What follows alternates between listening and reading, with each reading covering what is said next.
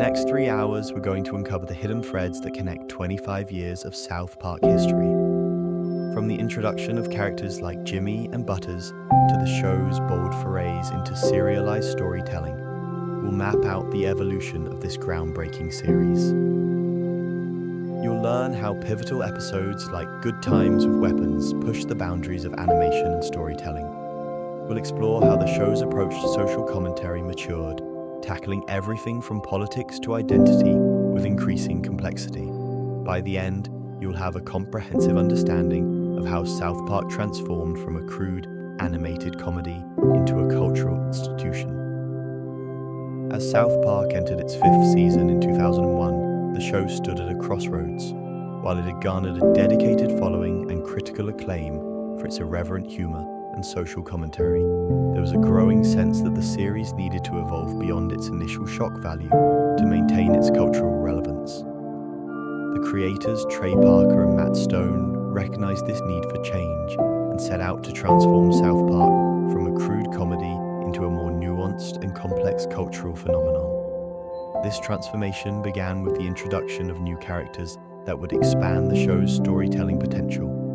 Two of the most significant additions to the South Park cast in Season 5 were Jimmy Valmer and Leopold Butters Stotch. Jimmy, a young comedian with a disability, brought a new dimension to the show's exploration of politically incorrect humor. His character allowed the writers to tackle sensitive topics with a mixture of irreverence and unexpected poignancy. Butters, on the other hand, emerged as a foil to the more cynical and world-weary main characters. His naive optimism and good-natured personality provided a fresh perspective on the often dark and satirical world of South Park. The increased focus on Butters throughout Season 5 laid the groundwork for his eventual role as a main character and fan favorite. These new characters allowed the show to explore more diverse storylines and themes. Jimmy's presence enabled episodes that dealt with issues of disability and inclusion, while Butters' innocence created opportunities for stories about childhood, family dynamics, and the loss of innocence in the modern world. Alongside these character additions, Season 5 saw a subtle but significant shift in the show's animation style and production techniques. While South Park had always embraced its deliberately crude aesthetic, the 5th season saw improvements in the fluidity of movement and the complexity of backgrounds. This visual evolution mirrored the show's narrative growth, allowing for more dynamic and engaging storytelling. The production process also underwent changes during this pivotal season. The team began to refine their rapid production schedule, which allowed them to incorporate current events into episodes with unprecedented speed.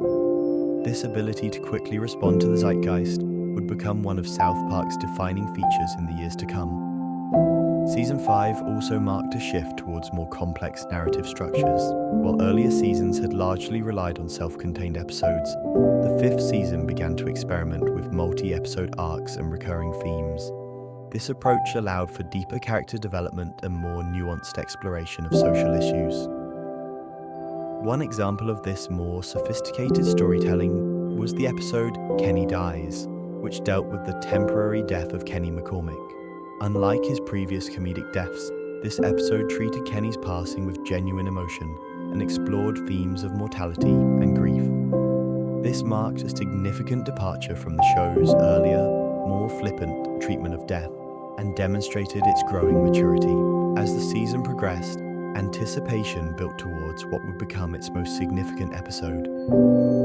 Viewers and critics alike sensed that South Park was on the verge of something groundbreaking, though few could have predicted the impact of the season's penultimate episode. The groundwork laid by Season 5 set the stage for South Park's future success. By expanding its cast of characters, refining its visual style, and embracing more complex narratives, the show demonstrated its ability to evolve while retaining its core identity. This transformation allowed South Park to transcend its origins as a shock comedy and emerge as a biting satirical force in popular culture. The changes implemented in Season 5 would prove crucial in the years to come. They enabled the show to tackle increasingly complex social and political issues with greater depth and nuance. The expanded cast and more sophisticated storytelling techniques gave the writers the tools they needed to create episodes that could balance humor with genuine insight and commentary. In the annals of animated television, few episodes have left as indelible a mark as South Park's Scott Tenorman Must Die. Airing on July 11, 2001, this half-hour of comedy would prove to be a watershed moment for the series, redefining not only the character of Eric Cartman, but also the boundaries of what animated shows could achieve. As we explore this pivotal episode, we'll uncover how a seemingly typical revenge plot transformed into one of the most shocking and influential stories in South Park's history. The premise of Scott Tenorman Must Die begins innocuously enough. Eric Cartman, the show's rotund and often obnoxious protagonist, finds himself humiliated by an older boy named Scott Tenorman. This initial setup might have led viewers to expect a standard tale of childish one-upmanship, perhaps with a few crude jokes thrown in for good measure. However, as the episode unfolds, it becomes clear that something far more sinister is brewing beneath the surface. What sets this episode apart from its predecessors is its carefully crafted tone. While South Park had never shied away from controversial topics or dark humor, Scott Tenorman Must Die pushed these elements to new extremes. The story's progression creates a palpable tension as viewers witness Cartman's repeated failures to get revenge on Scott. This build-up of frustration and humiliation serves a dual purpose. It lulls the audience into a false sense of security, while simultaneously setting the stage for the shocking conclusion to come. Throughout the episode, we see a fascinating evolution in Cartman's character. Initially presented as a foolish and easily manipulated child, Cartman's repeated failures against Scott Tenorman seem to reinforce his image as an incompetent antagonist. However, this perceived incompetence is revealed to be a carefully constructed facade. As the story progresses, glimpses of a more calculating and ruthless Cartman begin to emerge, hinting at the true nature of his character that would be fully revealed by the episode's end. The plot of Scott Tenorman Must Die is a masterclass in misdirection and escalation. What begins as a simple conflict over a few dollars worth of pubic hair, a typically outrageous South Park plot point, spirals into an increasingly complex web of schemes and counter-schemes.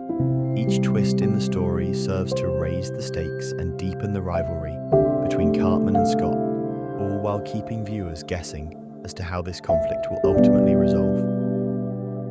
The dark humor employed in this episode is particularly noteworthy.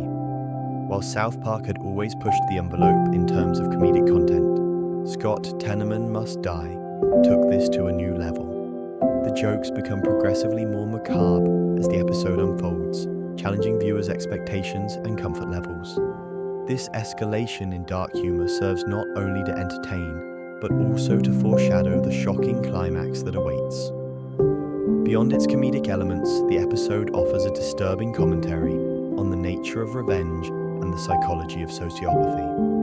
Through Cartman's actions, viewers are forced to confront uncomfortable truths about the depths of human cruelty and the potential for evil that can exist even in children. This exploration of darker themes marked a significant departure from the show's earlier, more light-hearted approach to character motivations. As the episode builds towards its climax, the anticipation becomes almost unbearable.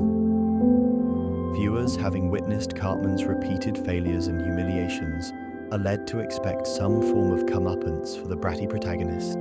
It's this expectation that makes the eventual resolution all the more shocking and impactful. The infamous conclusion of Scott Tenorman Must Die stands as one of the most jaw-dropping moments in television history. Cartman's elaborate and horrifyingly cruel revenge plan comes to fruition in a way that few could have anticipated. This moment not only provides a shocking payoff to the episode's build-up, but also serves as a defining point for Cartman's character. In the span of a few minutes, he transforms from an obnoxious but ultimately harmless child into one of the most diabolical characters in animation history. As we turn the page on Cartman's shocking transformation, a question lingers. Was this new, diabolical version of the character always lurking beneath the surface? The aftermath of his revenge on Scott Tenorman left viewers stunned, but it also marked the beginning of a darker, more complex era for South Park's most controversial character. Before Season 5, Eric Cartman was primarily known as an irritating troublemaker. His antics, while often selfish and mean-spirited, rarely ventured beyond typical childhood mischief. He was the kid who would cheat at games, hog snacks, and insult his friends, but his actions were generally harmless in the grand scheme of things. This earlier version of Cartman provided comic relief through his outrageous behavior and politically incorrect statements, but he lacked the truly sinister edge that would later define him. The events of Scott Tenorman Must Die catapulted Cartman into new territory, fundamentally altering his character's trajectory. As Trey Parker, co-creator of South Park, noted, this episode took Cartman from kind of a little edge to like probably the most evil kid in the world. This shift was not merely a one-off occurrence, but rather the catalyst for a sustained evolution of Cartman's character throughout subsequent seasons. Post-Season 5, Cartman's schemes took on a decidedly darker and more elaborate nature. No longer content with simple pranks or childish conflicts, he began orchestrating complex plots that showcased a disturbing level of intelligence and malevolence. One particularly notable example was his plan to fake a disability in order to compete in the Special Olympics, a scheme that demonstrated both his willingness to exploit vulnerable individuals and his capacity for long-term planning. Another instance of Cartman's newfound villainy was his decision to lock his friends in a bomb shelter for weeks. This act not only highlighted his disregard for others' well-being, but also his ability to manipulate situations to achieve his goals, no matter how twisted they might be. These incidents, among others, marked a clear departure from the relatively harmless troublemaker of earlier seasons, solidifying Cartman's new role as a genuine antagonist within the series. The writers of South Park faced a unique challenge in balancing Cartman's increasing evil with the show's comedic tone. They managed this delicate act by juxtaposing Cartman's outrageous schemes with the reactions of other characters, particularly Kyle, who often served as a moral counterpoint. This dynamic became a central theme in many episodes, illustrating the complex relationship between humor and morality that South Park is known for. Viewer reactions to Cartman's character development were mixed, as noted by Matt Stone and Trey Parker. While many fans appreciated the added depth and complexity brought to Cartman's character, others found his darker turn to be unsettling. This division among viewers reflected the show's ability to push boundaries and provoke thought, even among its most dedicated audience. Cartman's evolution had a significant impact on other characters within the South Park universe. His increasingly villainous actions often served as a catalyst for character growth in others, particularly Kyle. The moral complexities of their friendship became a recurring theme, with Kyle frequently finding himself at odds with Cartman's schemes while still maintaining a complicated bond with him. This dynamic added layers of depth to the show's exploration of childhood friendships and moral dilemmas. As the series progressed, viewers were left to anticipate Cartman's most diabolical schemes yet. The Imagination Land trilogy showcased Cartman's ability to manipulate complex situations to his advantage, while episodes like A Nightmare on FaceTime highlighted his unwavering selfishness and lack of empathy. These elaborate plots not only entertained, but also pushed the boundaries of what viewers expected from an animated comedy series. In voicing Cartman, Trey Parker found an outlet to explore darker themes and humor. He has stated, "Cartman is a character that can say and do things that are completely outrageous, and that's what makes him so fun to write and perform." This creative freedom allowed the show to tackle controversial topics and complex moral issues through the lens of Cartman's actions and worldview. While Cartman's evolution pushed the boundaries of outrageous behavior, another character was quietly undergoing a transformation of his own. Who would have guessed that Stan's once boring father would become South Park's unexpected comedic powerhouse? In the early seasons of South Park, Randy Marsh was little more than a background figure, often appearing in town-wide stories, but rarely taking center stage. As the town geologist, his role was primarily functional, providing scientific explanations or participating in community events. However, this seemingly generic father figure harbored untapped potential that would soon reshape the show's dynamic. The turning point for Randy's character came with the episode The Losing Edge, which marked the beginning of a new era for South Park's storytelling. From this point forward, the writers began to utilize Randy more frequently, placing him in increasingly absurd and comedic scenarios. His drunken antics on Wheel of Fortune and his obsession with becoming a celebrity chef showcased a new side of Randy that resonated with audiences. As Randy's screen time increased, so did the complexity of his character. The writers found a rich vein of humor in Randy's obsessive behavior and his attempts to navigate the challenges of modern masculinity. This shift in focus allowed South Park to explore themes of fatherhood and male identity in ways that were both hilarious and surprisingly poignant. The evolution of Randy Marsh reflected changing societal views on masculinity and fatherhood. No longer content to be the stoic background parent, Randy became a more active and involved father figure, albeit one prone to spectacular failures and misguided enthusiasm. His character arc mirrored the real-world shift towards more engaged and emotionally expressive fathers, providing a comedic lens through which to examine these changing norms. As Randy's prominence grew, the show's creators faced the challenge of balancing his storylines with those of the core group of children. This delicate balance allowed South Park to maintain its focus on the younger characters while expanding its narrative scope to include more adult perspectives.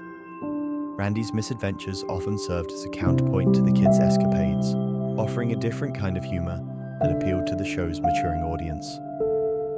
The decision to focus more on Randy was not without risk, but it paid off in spades.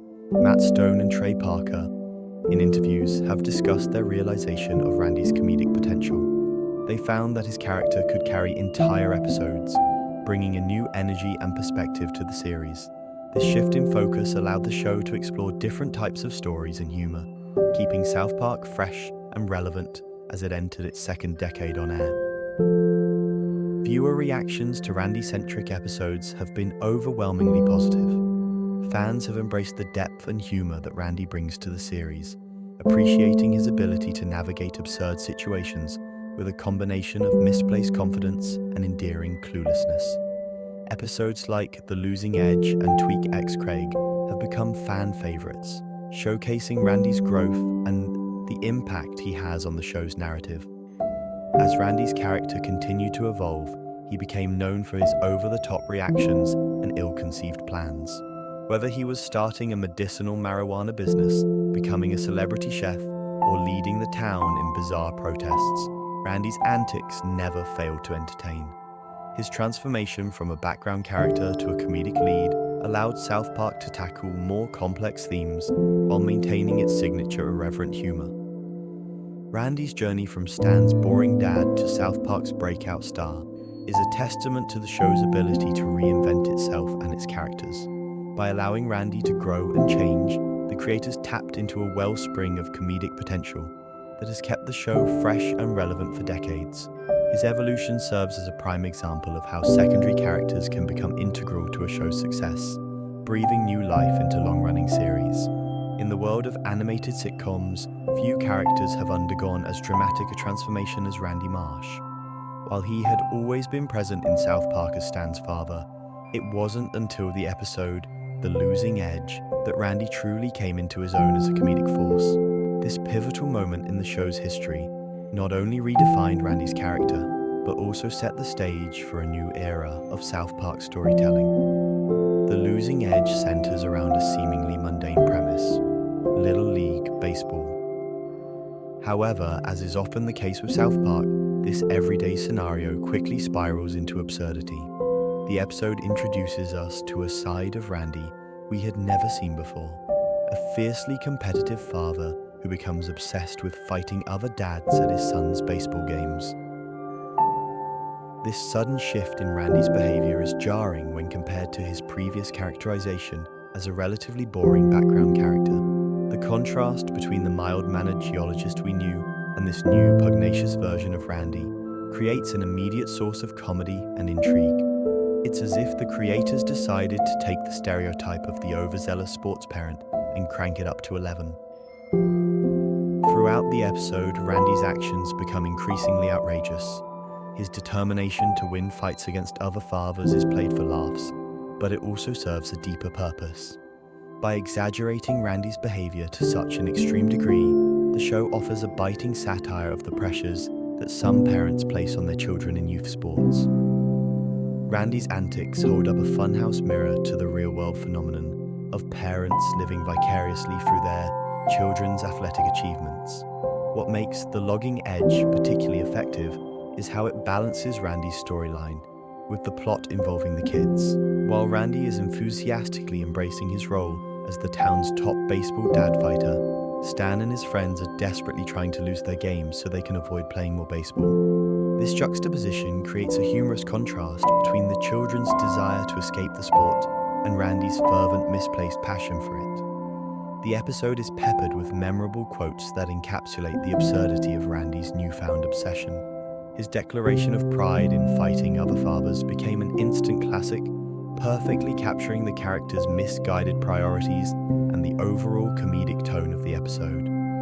These quotable moments helped cement Randy's new persona in the minds of viewers and became references that fans would repeat for years to come.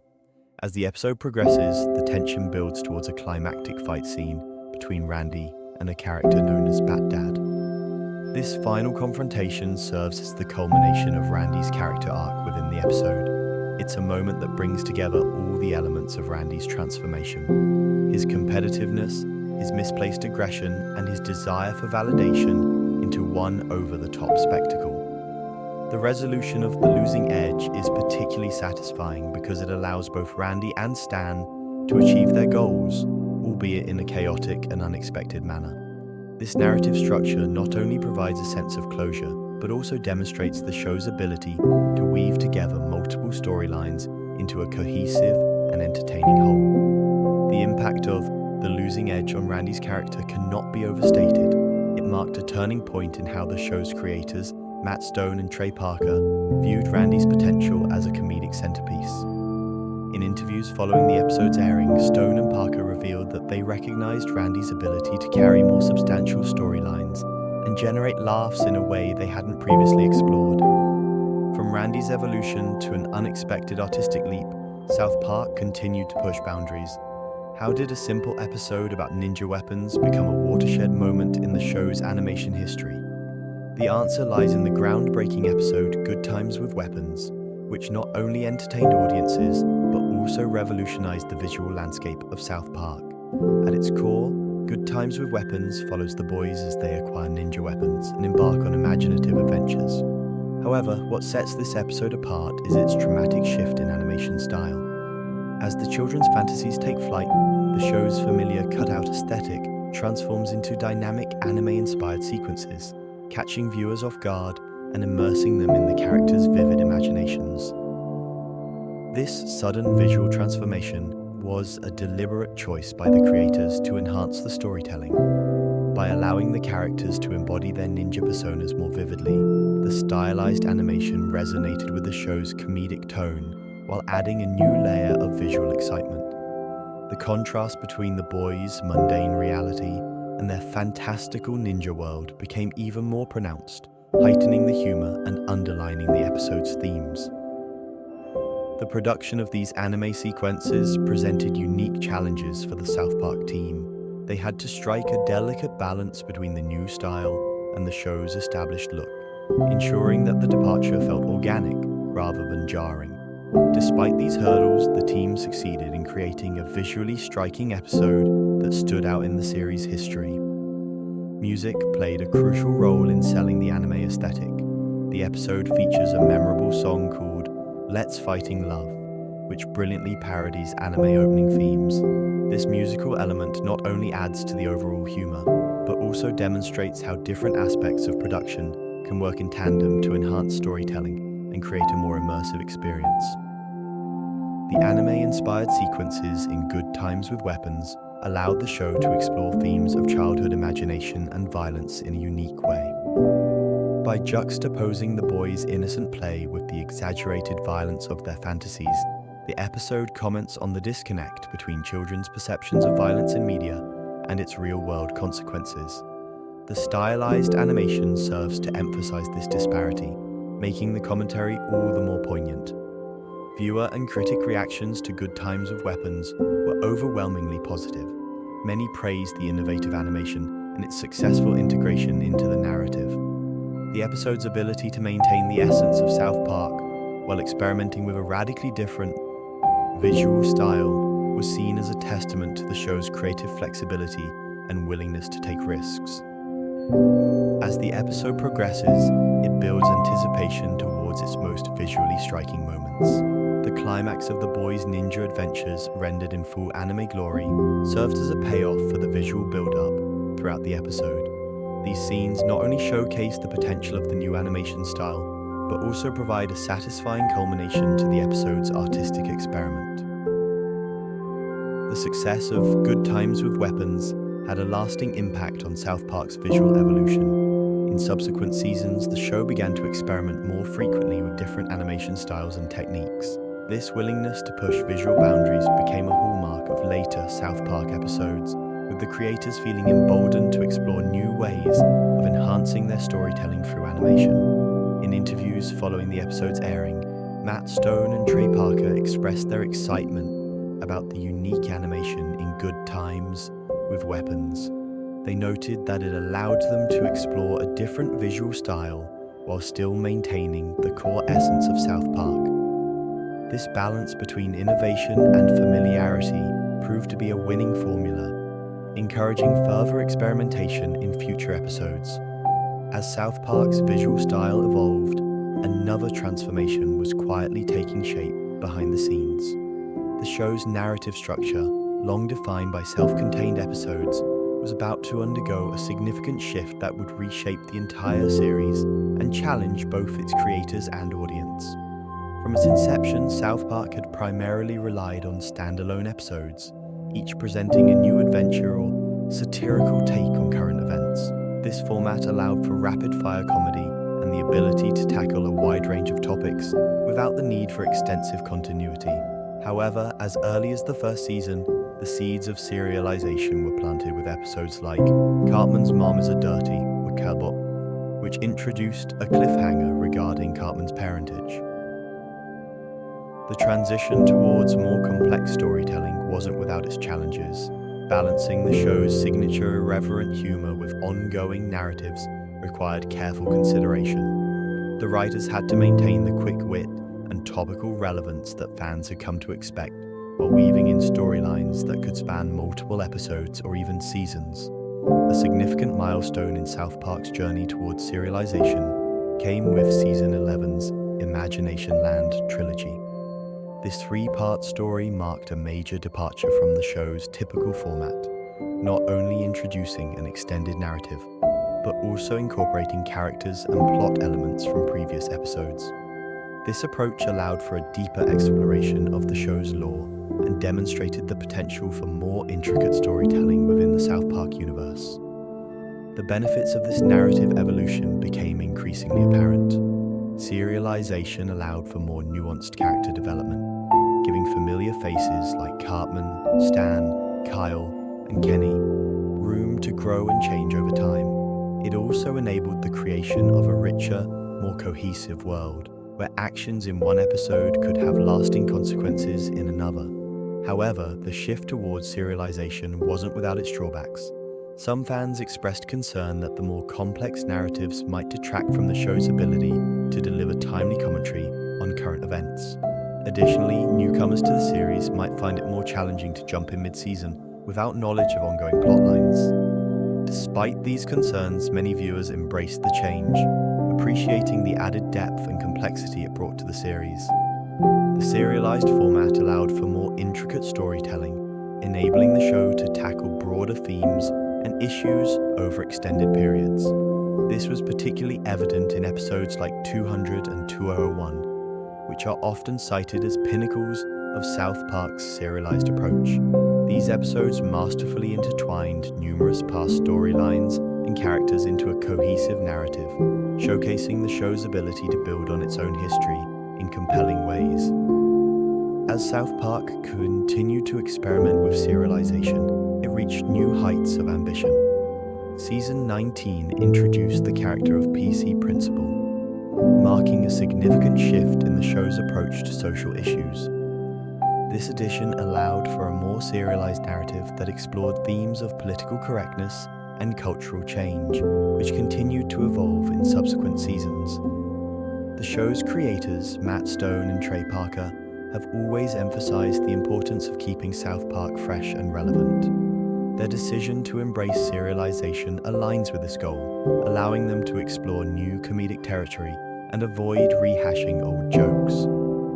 This approach became particularly apparent during the Trump presidency, when the show deliberately stepped back from heavy political commentary, demonstrating a willingness to adapt their storytelling methods to maintain the show's edge. However, the path to serialization wasn't always smooth. Season 20's attempt at heavy serialization throughout the entire season met with mixed reactions.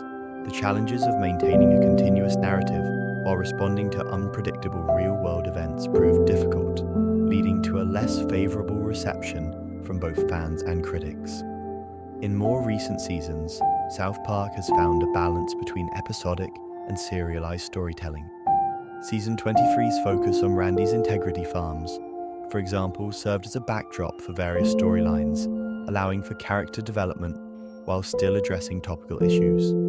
This hybrid approach has enabled the show to maintain its signature style of commentary while also building more complex, ongoing narratives. As South Park's storytelling techniques matured, the show's approach to political commentary took an even more daring turn. How did a crude cartoon about foul-mouthed fourth graders become one of television's most incisive political commentators? The answer lies in the show's unique ability to respond rapidly to current events, its willingness to tackle controversial topics, and its evolution into a respected voice in political discourse. South Park's political commentary has always been a core aspect of the show, but its ability to produce timely content that resonates with current events reached new heights in later seasons.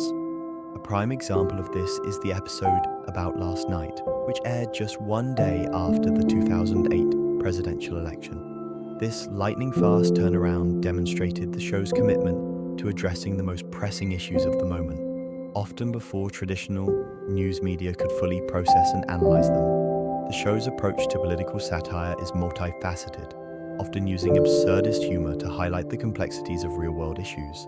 Take, for instance, the episode Man, Bear, Pig, which initially portrayed Al Gore as obsessed with a fictional threat. This served as a critique of Gore's campaign against climate change, humorously suggesting that his fears were unfounded. However, the show's willingness to adapt its satire in response to changing societal attitudes became evident in later seasons. The episode Time to Get Cereal revisited the climate change theme, depicting Al Gore as a more sympathetic figure, reflecting the show's evolving stance on environmental issues. South Park's political commentary often extends beyond specific events to encompass broader themes and personalities. The show's portrayal of political figures has been consistently irreverent, with characters like Bill Clinton being used to satirize political scandals. Clinton's characterization as a sexually promiscuous and self-serving individual has remained a recurring theme throughout various episodes, including Cartman's Mom is a Dirty Slut and Sexual Healing. Interestingly, the show's depiction of political figures can change over time, mirroring shifts in public perception. The portrayal of George W. Bush, for example, evolved from that of a bumbling fool during his first term to a more competent character in later episodes. This shift was particularly evident in the episode Mystery of the Urinal Deuce, where the narrative critiqued conspiracy theories surrounding 9/11, showcasing the show's ability to adapt its satire based on the changing political climate. One of South Park's most potent tools for political commentary is its use of metaphor and allegory. The episode Douche and Turd, which aired during the 2004 election cycle, serves as a prime example. The episode's title itself is a metaphor for the presidential candidates, emphasizing the show's critical stance on the political system and the limited choices often presented to voters. This approach allows South Park to comment on complex political issues in a way that is both accessible and thought-provoking. The 2016 election cycle presented new challenges and opportunities for South Park's political satire. The show introduced Mr. Garrison as a stand-in for Donald Trump, allowing them to explore themes of identity and the absurdity of the political landscape while maintaining their comedic edge. This approach enabled the show to comment on the election and its aftermath without directly depicting Trump, adding a layer of complexity to their satire. However, the intensity of the political climate during and after the 2016 election posed challenges for the show's creators. Matt Stone and Trey Parker have expressed fatigue with covering Trump, stating their preference for finding new comedic territory rather than rehashing the same jokes. This sentiment reflects their commitment to keeping the show's content fresh and engaging for viewers, even in the face of a relentless news cycle dominated by a single political figure. South Park's political commentary has not been without controversy. The show's willingness to tackle sensitive topics like terrorism and censorship has often sparked real-world discussions and backlash. However, the creators have consistently navigated these challenges by using humor to address serious issues while maintaining their satirical voice. This approach has allowed South Park to remain relevant and impactful, even as the political landscape has shifted dramatically over the years. South Park's journey from crude humor to groundbreaking representation took an unexpected turn with the unlikely pairing of Tweek and Craig. What began as a playful nod to fan fiction evolved into one of television's most genuine portrayals of young love, challenging assumptions about LGBTQ+ visibility in animation. The origins of Tweek and Craig's relationship can be traced back to the passionate South Park fandom. Fans had long been creating yaoi artwork featuring the two characters, despite them having little interaction on the show. This fan-driven phenomenon caught the attention of creators Trey Parker and Matt Stone, who decided to incorporate it into the series in a unique way. The episode Tweek x Craig marked a turning point for the characters and the show's approach to LGBTQ+ representation. In a clever meta-commentary on fan culture, the creators invited fans to submit their own yaoi artwork of the couple. This move not only acknowledged the community's passion, but also blurred the lines between fan creation and official content. Initially, the relationship was played for laughs. The episode featured the town's enthusiastic embrace of Tweek and Craig as a couple, contrasting sharply with the boys' own confusion and discomfort. A memorable montage set to the song The Book of Love highlighted this disconnect, showcasing the town's projection of romance onto two characters who, at that point, weren't actually in a relationship. However, what started as a joke began to evolve into something more meaningful. The creators recognized the potential for genuine storytelling and character development. As the series progressed, Tweek and Craig's relationship was treated with increasing seriousness and depth. One key moment in this evolution came in the episode Put It Down. Here, the show explored Craig's supportive role in helping Tweek navigate his anxiety. This portrayal of a healthy, caring dynamic between the two boys marked a significant shift from the initial comedic treatment of their pairing. The normalization of Tweek and Craig's relationship became a central aspect of their storyline. Rather than treating them as token gay characters or using their sexuality as a punchline, the show integrated their relationship into the fabric of South Park's narrative.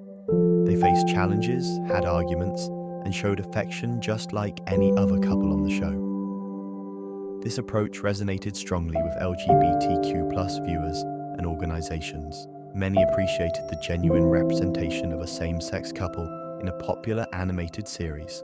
The fact that Tweek and Craig were portrayed as complex characters with their own storylines, rather than being defined solely by their sexuality, was particularly praised. The impact of Tweek and Craig's relationship extended beyond their own storylines. It affected how other characters in South Park viewed and discussed LGBTQ+ issues.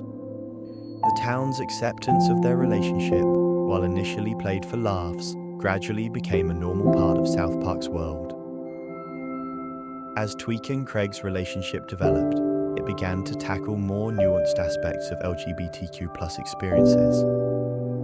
The show explored themes of coming out, dealing with societal expectations, and navigating the complexities of young love. These storylines provided moments of both humor and heartfelt emotion, adding depth to the characters and the show as a whole. The evolution of Tweek and Craig's relationship from a comedic pairing to a genuine romance reflects a broader trend in media towards more authentic LGBTQ+ representation. South Park, known for its irreverent take on social issues, found a way to contribute positively to this movement while maintaining its signature style. South Park's journey from animated sitcom to cultural phenomenon has been paved with controversy. While the show's irreverent humor and social commentary have earned it a dedicated fanbase, it's also no stranger to public outrage and censorship battles. The series has consistently pushed the boundaries of what's considered acceptable on television, often tackling sensitive subjects with a blend of satire and shock value that leaves audiences both laughing and questioning. One of the most notable examples of South Park's willingness to confront contentious issues head-on is the episode Cartoon Wars. This two-part storyline directly addressed the real-world controversy surrounding the depiction of the Prophet Muhammad in cartoons. The creators used this narrative to explore the concepts of free speech and artistic expression, while also critiquing the use of fear as a means of control. In a pivotal moment, a character in the episode states, "I'm going to use fear to get them to do what I want. Isn't that like terrorism? No, it isn't like terrorism. It is terrorism."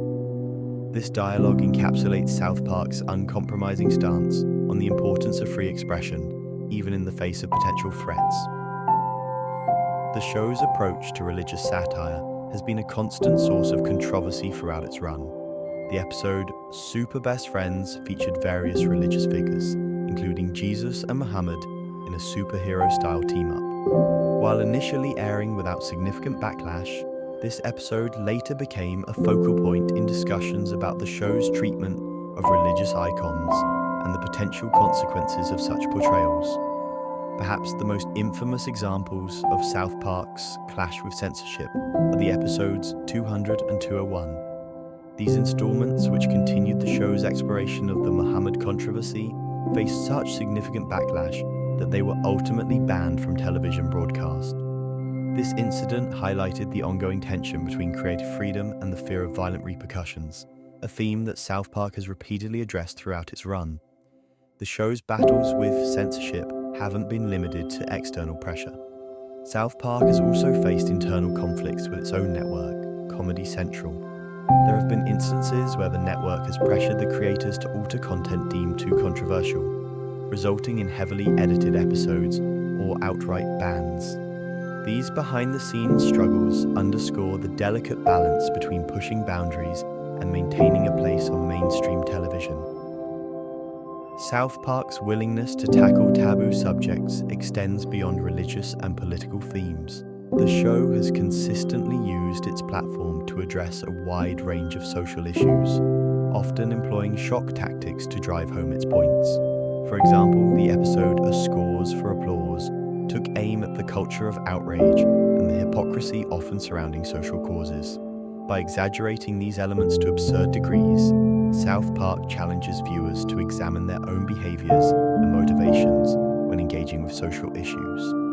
The impact of these controversial episodes on South Park's legacy cannot be overstated. They have played a crucial role in shaping the show's identity as a fearless commentator on society, unafraid to tackle even the most sensitive topics. This reputation has led to ongoing discussions about the limits of comedy and the responsibilities of creators in an increasingly connected and reactive world.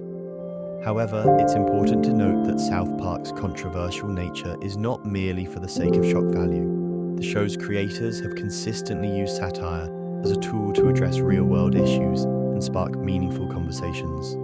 By pushing the boundaries of what's considered acceptable, South Park has often forced audiences to confront uncomfortable truths about society, politics, and human nature.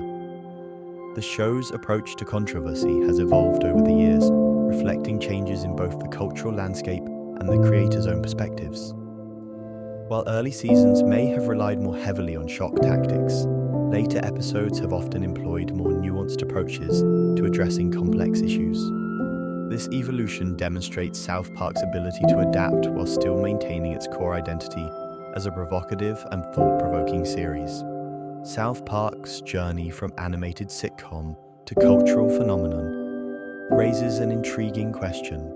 What happens when satire becomes the lens through which a generation views society? The show's influence extends far beyond entertainment, shaping how we discuss everything from politics to social issues. As South Park evolved, it transformed from a provocative cartoon into a defining voice in American culture. This transition wasn't without its challenges. The show's crude humor and controversial subject matter initially faced resistance from mainstream audiences and critics alike. However, South Park's unique blend of biting satire and irreverent comedy gradually won over viewers and gained critical acclaim. One of the most tangible ways South Park has impacted culture is through its influence on language. The show has introduced numerous phrases and terms that have become ingrained in everyday speech. While, "Oh my God, they killed Kenny" might be the most recognizable, countless other South Park isms have seeped into the lexicon of its viewers. This linguistic impact demonstrates how deeply the show has resonated with its audience, allowing fans to communicate and bond over shared references. Beyond language, South Park has played a significant role in shaping public discourse on various issues. The show's approach to political satire has evolved over time, reflecting and often influencing how people discuss topics such as race, sexuality, and politics. By tackling controversial subjects head-on, South Park has provided a platform for viewers to engage with complex issues through the lens of humor and satire. The series' influence extends beyond its own episodes, as it has been referenced and parodied in various media, including other television shows and films. This widespread recognition highlights South Park's impact on the landscape of animated comedy and its role in redefining the genre's approach to satire. The show's success has paved the way for other animated series to tackle mature themes and social commentary, expanding the boundaries of what animated storytelling can achieve. Academic studies have begun to examine South Park's impact on comedy and satire, noting its unique blend of humor and social critique. These analyses suggest that South Park has not only entertained, but also educated its audience, encouraging critical thinking about societal norms and challenging viewers to question their assumptions. The show's ability to address complex issues through humor has made it a subject of study in media and cultural studies, further cementing its place in the broader cultural landscape. One of South Park's most notable attributes is its ability to quickly produce episodes in response to current events. This rapid turnaround allows the show to maintain relevance and provide timely commentary on unfolding situations. Episodes that directly address political figures and social issues often spark discussions both online and offline, reinforcing South Park's status as a cultural touchstone. This responsiveness has kept the show at the forefront of social commentary, allowing it to shape conversations as they happen. As South Park continued to push boundaries and challenge societal norms, it became more than just a television show. It evolved into a cultural institution, a barometer for social attitudes, and a platform for discussing difficult topics. The show's irreverent approach to sensitive issues has often sparked controversy, but it has also opened up new avenues for dialogue and debate. The impact of South Park on comedy and society cannot be overstated. It has redefined the role of animated television, proving that cartoons can be vehicles for sophisticated social commentary. By consistently tackling taboo subjects and sacred cows, South Park has encouraged its audience to think critically about the world around them. The show's willingness to take risks and challenge prevailing opinions has made it a powerful force in shaping public discourse. In a year when most TV shows struggled to produce new content, South Park not only continued, but created an hour-long special in record time. The pandemic presented unique challenges for the show's creators, Trey Parker and Matt Stone, who had to quickly adapt their entire animation process to comply with health guidelines during the COVID-19 pandemic. As the world grappled with lockdowns and social distancing, the entertainment industry faced unprecedented obstacles. Television productions halted, leaving audiences hungry for fresh content that could provide commentary on the unfolding global crisis. South Park, known for its rapid-fire satire and ability to respond quickly to current events, found itself in a position where its signature style was was both more relevant and more difficult to produce than ever before.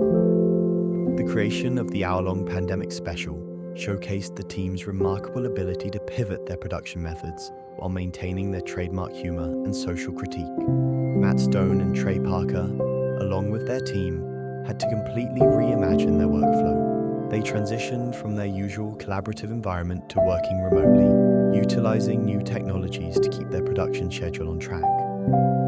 This shift in production methods wasn't just a logistical challenge, it also presented creative opportunities. The pandemic specials allowed South Park to explore new animation styles and storytelling techniques. The constraints of remote work pushed the creators to innovate, resulting in visual elements that reflected the altered reality of life during COVID-19. The pandemic special itself was a tour de force of South Park's ability to blend humor with incisive social commentary. It tackled multiple aspects of the pandemic experience, from the absurdity of panic buying to the challenges of remote learning. The special didn't shy away from addressing controversial topics, including police brutality and systemic racism, which had come to the forefront of public discourse during the pandemic. One of the most striking aspects of the pandemic specials was how they captured the collective experience of living through a global crisis. The show's trademark irreverence was tempered with moments of genuine emotion, reflecting the complex range of feelings many people were experiencing. South Park's ability to find humor in even the darkest situations provided a much-needed outlet for viewers grappling with the stress and uncertainty of the pandemic. Viewer reactions to the pandemic specials were overwhelmingly positive. Many fans appreciated the show's timely commentary and its ability to find humor in a situation that had upended everyone's lives. Critics noted that the specials effectively captured the absurdity of the pandemic experience, blending humor with social critique in a way that has become South Park's signature. The pandemic specials also served to reinforce South Park's status as a cultural commentary platform. By addressing the crisis head-on, the show demonstrated its continued relevance and ability to engage with contemporary issues. The specials provided a mirror to society, reflecting both the shared struggles and the individual quirks that emerged during this unprecedented time. Some of the most poignant moments from the specials came from unexpected places. The show's ability to balance its usual irreverence with moments of genuine pathos highlighted the emotional toll of the pandemic. These moments of vulnerability, rare in South Park's usual fare, resonated strongly with viewers who were experiencing similar feelings of isolation and uncertainty. As South Park navigated the emotional landscape of the pandemic, another seismic shift was taking place behind the scenes. The very medium that brought us South Park was about to change forever, as the show prepared to make its leap into the streaming era. For years, South Park had been a staple of cable television, its weekly episodes a fixture on Comedy Central. But as viewers increasingly turned to streaming platforms for their entertainment, it became clear that even this irreverent cartoon would need to adapt to survive in a world where cable TV was quickly becoming obsolete. Enter Paramount+, the streaming service that would become South Park's new digital home. In a groundbreaking move, Matt Stone and Trey Parker, the show's creators, inked a massive deal with the platform. This agreement wasn't just about moving existing content to a new medium. It represented a fundamental shift in how South Park would be produced and distributed. The deal with Paramount Plus included a commitment to produce 14 original movies for the platform over 7 years. This marked a significant departure from the traditional episodic format that had defined South Park for over 2 decades. Suddenly, the show had the opportunity to explore longer narratives and more complex storytelling structures.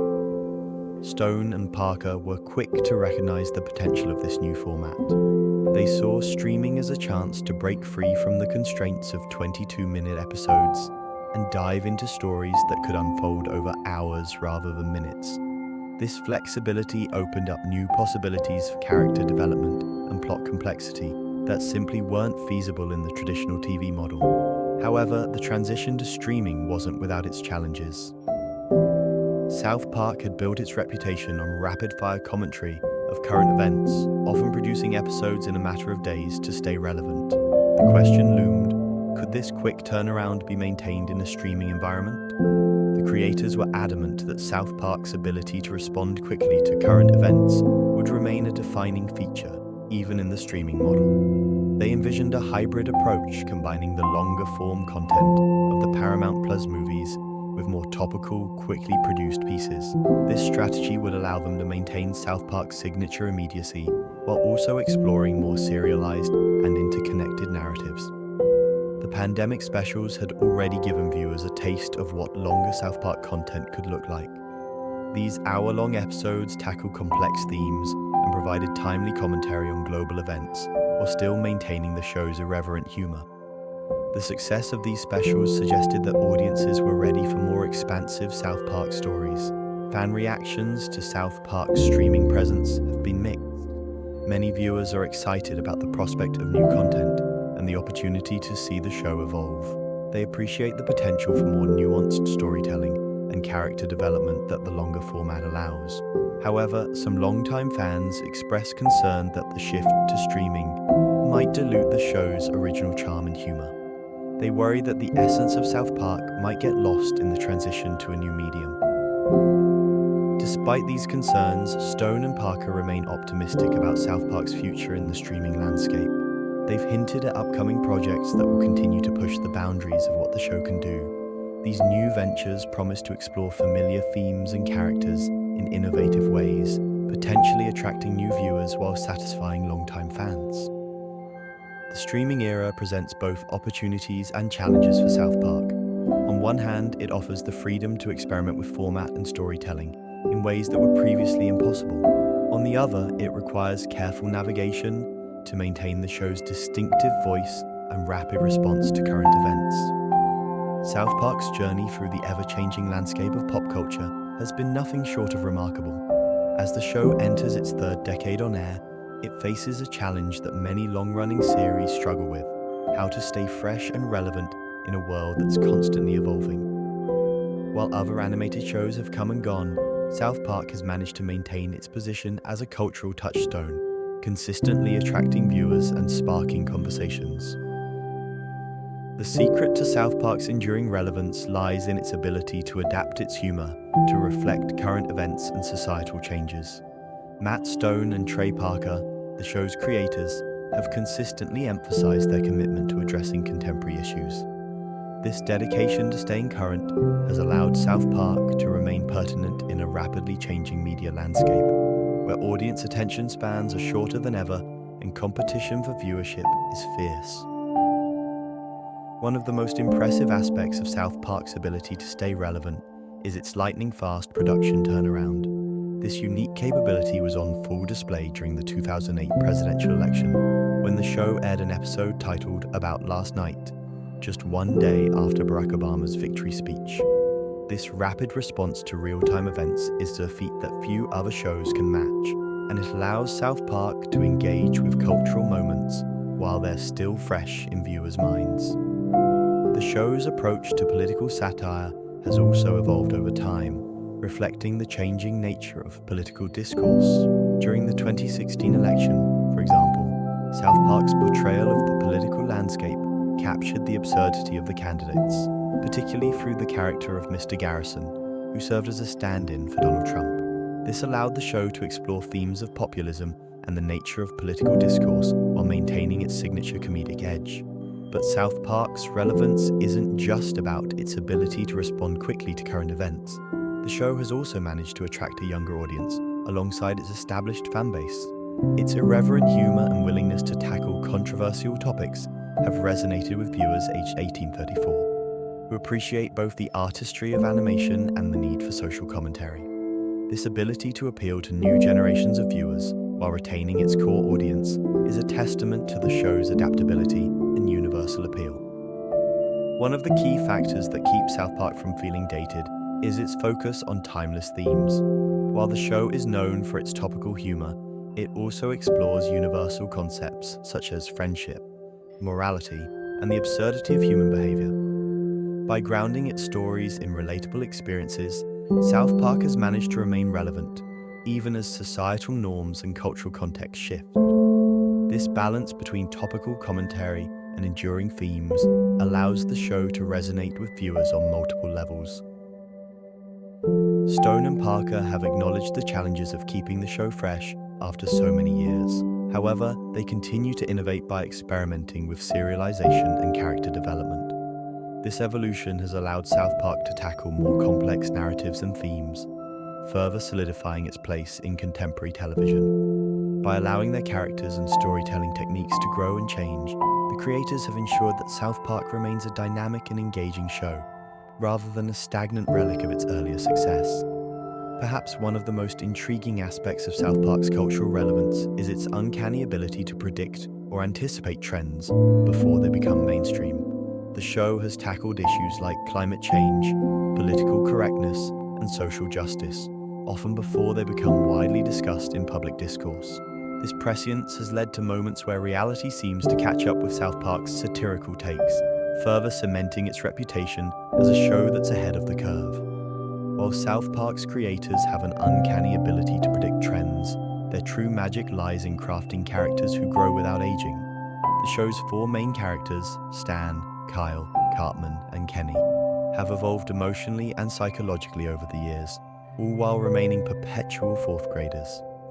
This unique approach to character development has allowed South Park to explore the complexities of childhood and adolescence in ways that resonate with viewers across generations. Stan Marsh, often considered the moral center of the group, has undergone significant changes throughout the series. Initially portrayed as a naive child, Stan's character has developed into a more complex figure who grapples with the absurdity of the world around him. A pivotal moment in Stan's character arc occurs in the episode You're Getting Old, where he confronts the changes in his life and friendships. This episode serves as a turning point, showcasing Stan's struggles with growing up and the loss of innocence. Through Stan's journey, South Park explores themes of disillusionment and the challenges of maintaining optimism in the face of life's absurdities. Kyle Broflovsky, the voice of reason among the boys, has also experienced substantial growth. His character arc is marked by moments of deep moral conflict, reflecting broader societal issues. In episodes like It Hits the Fan, Kyle grapples with the implications of censorship and free speech, demonstrating the show's ability to tackle complex topics through the lens of a child's perspective. Kyle's moral dilemmas often serve as a vehicle for South Park to address contemporary issues, making his character both relatable and relevant to audiences. Kenny McCormick's character development is perhaps the most surprising of the group. Initially used primarily as a recurring punchline due to his frequent deaths, Kenny's arc deepens significantly in the South Park movie. This turning point gives Kenny a voice and a backstory, revealing his immortality and emotional depth. His interactions with Satan in the movie showcase a more nuanced exploration of Kenny's character, highlighting his resilience and the impact of his sacrifices. This evolution allows South Park to explore themes of mortality and selflessness through Kenny's experiences. Eric Cartman, while not explicitly mentioned in the provided research, has undoubtedly undergone significant changes throughout the series. His character's evolution from an obnoxious troublemaker to a more complex and often diabolical figure has been a driving force in many of South Park's most memorable episodes. The dynamic between Stan, Kyle, Cartman, and Kenny serves as a mirror for various aspects of childhood and adolescence. Their interactions reflect the complexities of friendship, betrayal, and the struggle for identity. As the characters navigate increasingly absurd situations, their relationships evolve, providing a commentary on the changing nature of childhood friendships and the challenges of growing up in a rapidly changing world. Matt Stone and Trey Parker, the creators of South Park, have discussed how the boys' personalities were shaped by their own experiences and the changing cultural landscape. Their approach to character development reflects an intentional effort to create relatable figures that resonate with audiences across generations. By allowing the characters to grow emotionally while remaining physically unchanged, South Park has created a unique space to explore the universal experiences of childhood and adolescence. The emotional investment of fans in these characters is a testament to the show's ability to create meaningful connections with its audience. Significant character moments, such as Kenny's sacrifice in the South Park movie, have elicited strong reactions from viewers. Many fans express a deep attachment to the characters, particularly in how they navigate their friendships and personal growth over the years. This connection underscores South Park's ability to resonate with audiences on a personal level, despite its often outrageous and satirical content. While South Park's core four boys have undoubtedly captured audiences' hearts, the show's world extends far beyond Stan, Kyle, Cartman, and Kenny. As the series evolved, so did its cast of characters, breathing new life into the storytelling and creating some of its most memorable moments. This expansion of South Park's universe has not only enriched the show's narrative landscape, but also allowed for more diverse and compelling storylines. The introduction of characters like Jimmy Valmer and Leopold Butters Stotch marked a significant turning point for South Park. These new additions to the cast allowed the show to explore fresh dynamics and themes that went beyond the original four boys. Jimmy, with his unique comedic perspective, and Butters, with his naive and optimistic outlook, provided a contrast to the often cynical main characters. This diversity in personality types opened up new avenues for storytelling and character interactions. One of the most striking examples of character evolution in South Park is Randy Marsh. Initially introduced as a background character, Randy's transformation into a comedic centerpiece illustrates the show's ability to elevate supporting characters to prominent roles. Randy's journey from a typical suburban dad to a character capable of carrying entire episodes demonstrates how South Park's expanded universe has contributed to its longevity and continued relevance.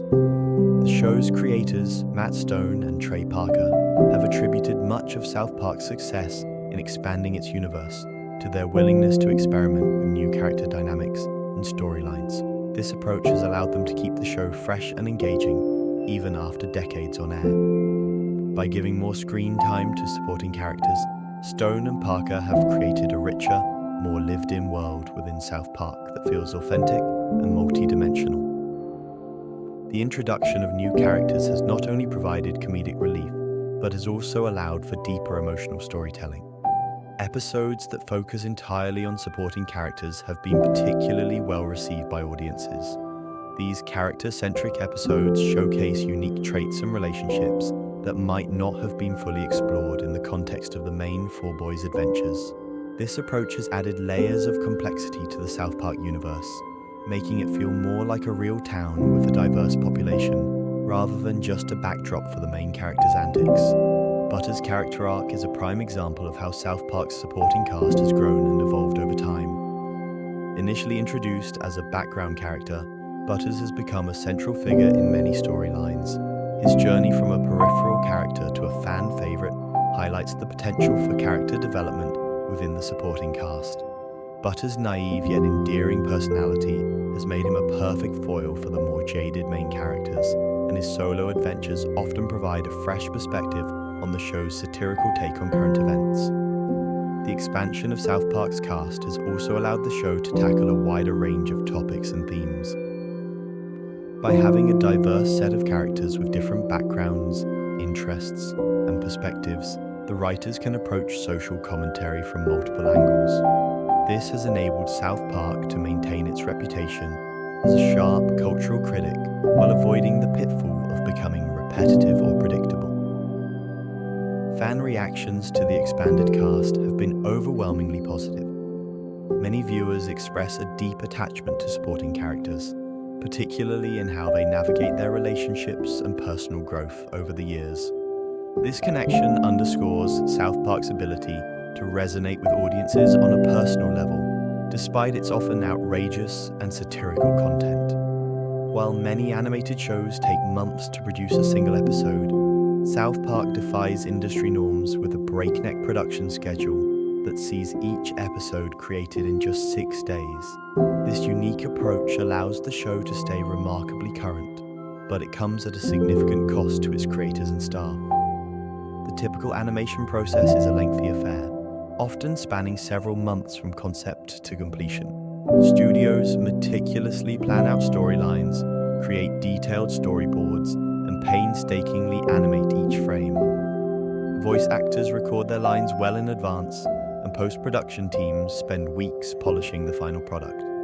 South Park, however, turns this entire process on its head. As documented in 6 days to air, the South Park team begins each new episode on a Thursday, with the final product due for air the following Wednesday. This compressed timeline forces an intense collaboration between writers, animators, and voice actors. The process is fluid and dynamic, allowing for last-minute changes based on current events or sudden bursts of inspiration. The benefits of this rapid-fire approach are clear. South Park can respond to breaking news and cultural phenomena with unparalleled speed, often addressing events that occurred just days before an episode airs. This topical relevance has become a hallmark of the show, allowing it to maintain its position as a cutting-edge satirical voice in an ever-changing media landscape. However, the toll of this schedule on the show's creators and staff is substantial. Trey Parker, one of the show's co-creators, has described the process as brutal, acknowledging the immense pressure and stress it places on the team. Long hours, sleepless nights, and constant deadline pressure are the norm. The mental and physical demands of producing high-quality content at such a relentless pace can lead to burnout and exhaustion. The documentary 6 Days to Air offers a glimpse into the frenetic energy of the South Park studios during production. Writers huddle around tables, frantically brainstorming ideas and refining scripts. Animators work tirelessly, their computers humming as they bring the latest episode to life.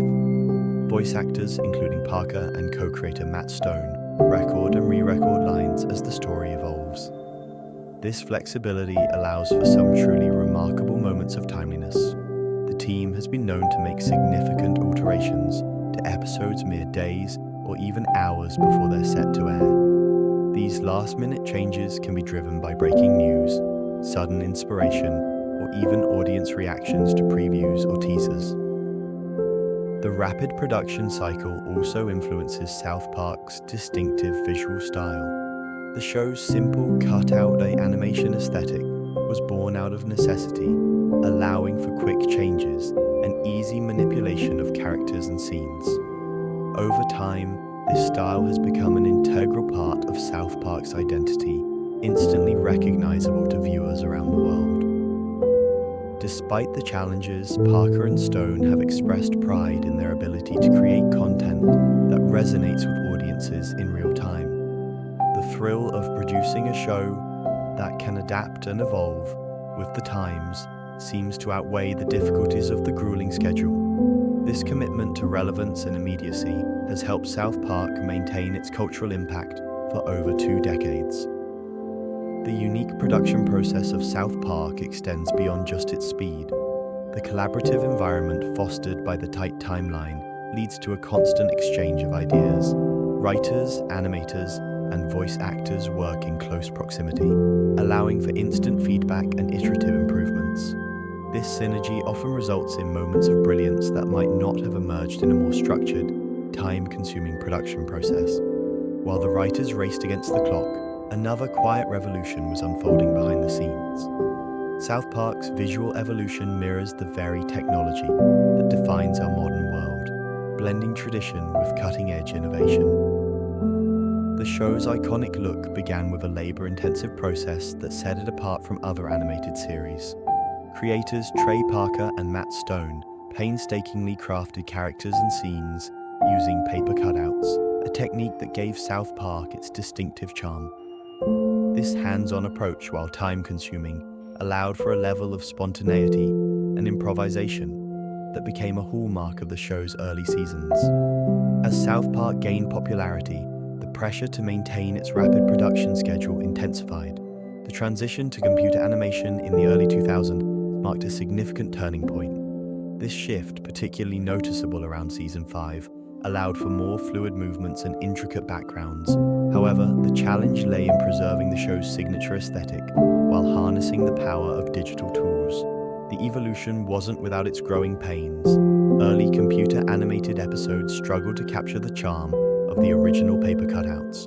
The animators faced the daunting task of recreating the imperfections and quirks that made South Park unique. Through trial and error, they developed techniques to maintain the show's handmade feel within a digital environment.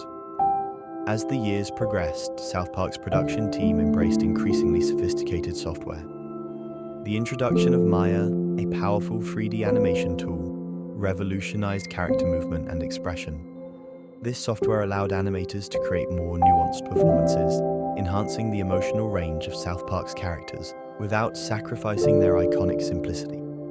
The show's willingness to experiment with different animation styles became evident in groundbreaking episodes like Good Times with Weapons. This fan favorite showcased South Park's ability to seamlessly blend its established look with anime-inspired sequences. The episode's success opened the door for further visual experimentation, proving that the show could evolve while staying true to its roots. Perhaps one of the most ambitious undertakings in South Park's animation history came with the episode Make Love Not Warcraft. This Season 10 episode pushed the boundaries of what was possible within the show's tight production schedule. Collaborating directly with Blizzard Entertainment, the South Park team incorporated actual in-game footage from World of Warcraft. This fusion of traditional animation and gaming technology created a visually stunning episode that resonated with fans and critics alike. The rapid pace of technological advancement has allowed South Park to tackle increasingly complex visual challenges. Episodes that once seemed impossible to produce within a week now showcase intricate details and ambitious set pieces. However, the show's creators have always been careful to balance these advancements with South Park's core visual identity. This delicate balance is evident in how the show handles character design. While background elements and special effects have become more sophisticated, the main characters retain their simple, instantly recognizable shapes. This approach allows South Park to embrace new technologies without alienating longtime viewers who cherish the show's distinctive look. The evolution of South Park's animation reflects broader trends in the entertainment industry, as audiences have come to expect higher production values, even from traditionally lo-fi shows. South Park has risen to the challenge. The team's ability to adapt quickly to new technologies while maintaining a breakneck production schedule is a testament to their creativity and technical prowess.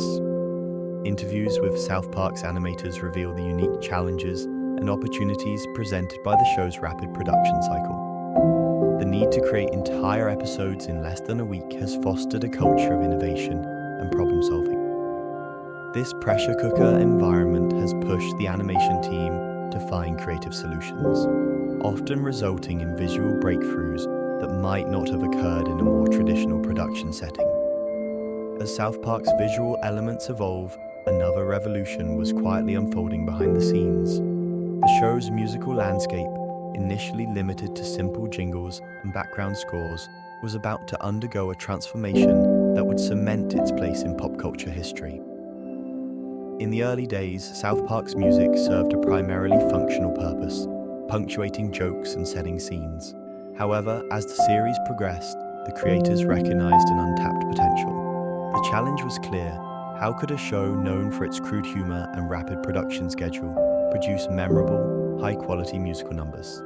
This challenge was met head-on through a collaborative effort. Creators Matt Stone and Trey Parker joined forces with composer Mark Shaman, bringing a level of musical professionalism to the table. Shaman's extensive experience in musical theatre proved invaluable, elevating South Park's musical offerings from simple tunes to Broadway-caliber productions. The fruits of this collaboration became evident in the South Park movie, Bigger, Longer, and Uncut. The film's opening number, Mountain Town, set a new standard for the show's musical ambitions. This song not only introduced the characters and set the stage for the story, but did so with a catchiness and memorability that surprised audiences. It encapsulated the essence of South Park while showcasing a newfound musical sophistication. But it was Blame Canada that truly announced South Park's arrival as a musical powerhouse. This satirical anthem not only served as a comedic critique of censorship, but also earned an Oscar nomination for Best Original Song. The nomination was a testament to the song's quality and cultural impact, proving that South Park could produce music that resonated far beyond its usual audience. As the series continued, music became an integral part of its storytelling toolkit. Songs were no longer mere interludes, but vital components of character development and plot progression. What would Brian Boitano do? For instance, went beyond simple comic relief. It reflected the characters' motivations and desires, deepening the narrative in a way that dialogue alone could not achieve. The show's musical repertoire expanded to include a wide array of styles and genres. From Broadway-inspired numbers to pop culture parodies, South Park's music often reflected current trends and societal issues. This versatility allowed the show to connect with a broad audience, using music as a vehicle for its signature blend of humor and social commentary. One standout example of this musical versatility is the episode Good Times with Weapons. The featured song Let's Fighting Love perfectly captures the essence of anime opening themes, while infusing it with South Park's unique humor. The song blends English and Japanese lyrics in a way that both celebrates and gently mocks the genre.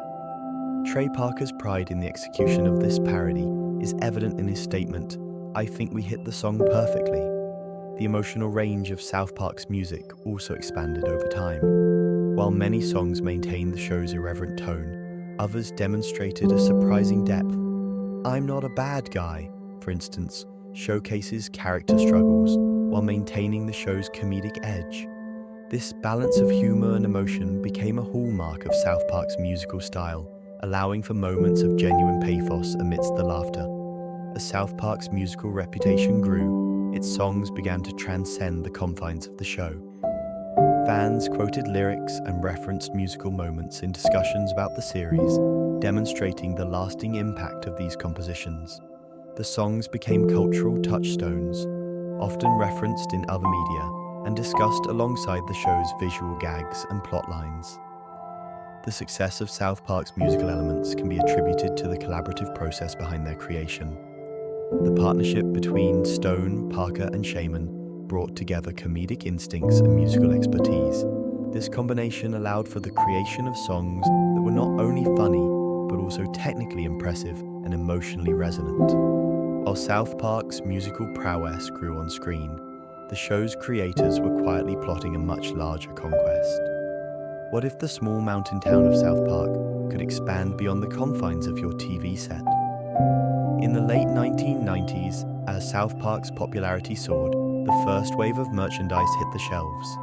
T-shirts emblazoned with catchphrases and quirky character designs became instant bestsellers. But for creators Trey Parker and Matt Stone, this was just the beginning. They recognized the potential to tell stories beyond the constraints of 22-minute episodes, and in 1999, they took their most ambitious leap yet. South Park, Bigger, Longer, and Uncut burst onto the big screen, shattering expectations and box office records. The film grossed an impressive $83 million worldwide against a modest $21 million budget. Critics praised its audacious humor and surprisingly catchy musical numbers. The Academy even took notice, nominating Blame Canada for Best Original Song, a feat that solidified South Park's place in cinematic history. The success of the movie opened new doors for the franchise. It proved that South Park's irreverent humor could translate to different mediums without losing its edge. This validation emboldened Parker and Stone to explore other avenues for storytelling, particularly in the realm of interactive entertainment. Enter the world of video games.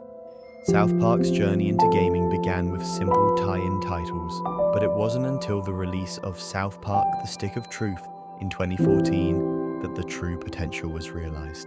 This role-playing game captured the essence of the show, allowing players to create their own character and explore the town of South Park in a way never before possible. The game's success was undeniable, selling over 5 million copies worldwide by 2016. Building on this momentum, South Park: The Fractured But Whole followed, further expanding the interactive South Park universe. These games weren't mere cash grabs, they were lovingly crafted extensions of the show's world, praised for their faithful representation of South Park's unique humor and visual style. The games offered fans a new way to engage with their favorite characters, providing hours of immersive storytelling that complemented the TV series. As the franchise grew, so did its merchandising empire. Action figures, collectibles, and even themed board games found their way into fans' homes. These weren't just products, they were tangible pieces of South Park's legacy. Each item, from a simple keychain to an elaborate collectible statue, served as a conversation starter and a way for fans to display their love for the show. The cultural impact of South Park's merchandise became evident in how it resonated with fans. Iconic quotes and characters adorned everything from coffee mugs to Halloween costumes. This ubiquity helped keep the show's legacy alive, even during breaks between seasons. The merchandise became a way for fans to interact with the South Park universe daily, reinforcing their connection to the show. In recent years, South Park has adapted to the changing media landscape by entering the streaming world. A significant deal with Paramount Plus has paved the way for new specials and content, ensuring that South Park remains relevant in the digital age. This move has allowed the creators to experiment with different formats and storytelling techniques, free from the constraints of traditional television. Looking ahead, the future of South Park beyond television seems brighter than ever. Upcoming projects and specials are set to continue the trend of blending the show's signature humor with current events. This approach ensures that South Park remains a relevant and influential force in both animation and social commentary. South Park's journey into the future is taking an exciting turn. As the show approaches its third decade on air, creators Matt Stone and Trey Parker are setting their sights on new horizons. The recent deal with Paramount Plus marks a significant shift in how South Park will deliver content to its audience. This move towards streaming reflects the changing landscape of media consumption and opens up new possibilities for storytelling. The transition to Paramount Plus isn't just about changing platforms, it's about reimagining what South Park can be. The agreement includes the production of 14 original movies over the next 7 years, signaling a departure from the traditional half-hour episode format. This shift allows Stone and Parker to explore longer narratives and more complex storytelling structures, potentially addressing topics and character arcs that might not fit neatly into a 22-minute episode. One of the most intriguing aspects of this new direction is the potential for character development. With more screen time and a different format, the creators have the opportunity to delve deeper into the lives of South Park's residents. Fans might see extended story arcs for characters like Randy Marsh, whose evolution from background dad to comedic centerpiece has been a highlight of recent seasons. The longer format could also provide space for more nuanced explorations of social issues, something South Park has become known for over the years. The move to streaming also presents challenges. South Park's rapid production schedule has been a hallmark of the show, allowing it to respond quickly to current events. The question remains, how will this agility translate to longer-form content? Stone and Parker have expressed their desire to maintain a balance, potentially combining the new movie format with shorter topical pieces that can be produced quickly. In a recent interview, Trey Parker shared his thoughts on the future of South Park. "We want to keep the show fresh and relevant, and that means being willing to change how we tell our stories.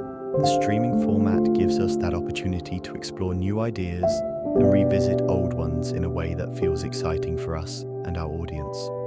This statement suggests that while the format may change, the core spirit of South Park, its irreverent humor and social commentary, will remain intact. The creators have hinted at the possibility of revisiting beloved characters and storylines in upcoming specials. This nostalgic approach, combined with contemporary issues, could provide a satisfying blend of familiarity and freshness for longtime fans. It also opens up the possibility of exploring character backstories or alternative timelines that couldn't fit into the constraints of a regular episode. As South Park ventures into this new era, there's a palpable sense of anticipation among fans. Will we see a feature-length exploration of Cartman's origins? Could there be a multi-part saga delving into the town's bizarre history? The possibilities are endless, and that's precisely what makes this new chapter so exciting. The shift to streaming also allows South Park to experiment with different storytelling techniques. The success of the pandemic specials demonstrated that audiences are receptive to longer, more complex narratives within the South Park universe. This could lead to more serialized storytelling, where storylines develop over multiple movies or specials, creating a more immersive experience for viewers. Another aspect to consider is how this new format will impact South Park's ability to comment on current events. The show has built its reputation on rapid-fire satire, often producing episodes that respond to news stories within days of them breaking. While the longer production time for movies might seem to hinder this, it could also allow for more in-depth analysis of ongoing issues, providing a different kind of commentary that complements the show's usual quick-witted approach. The creators are also aware of the need to adapt to changing viewer habits. With streaming platforms offering more control over how and when content is consumed, South Park has the opportunity to create a more interactive experience for its audience.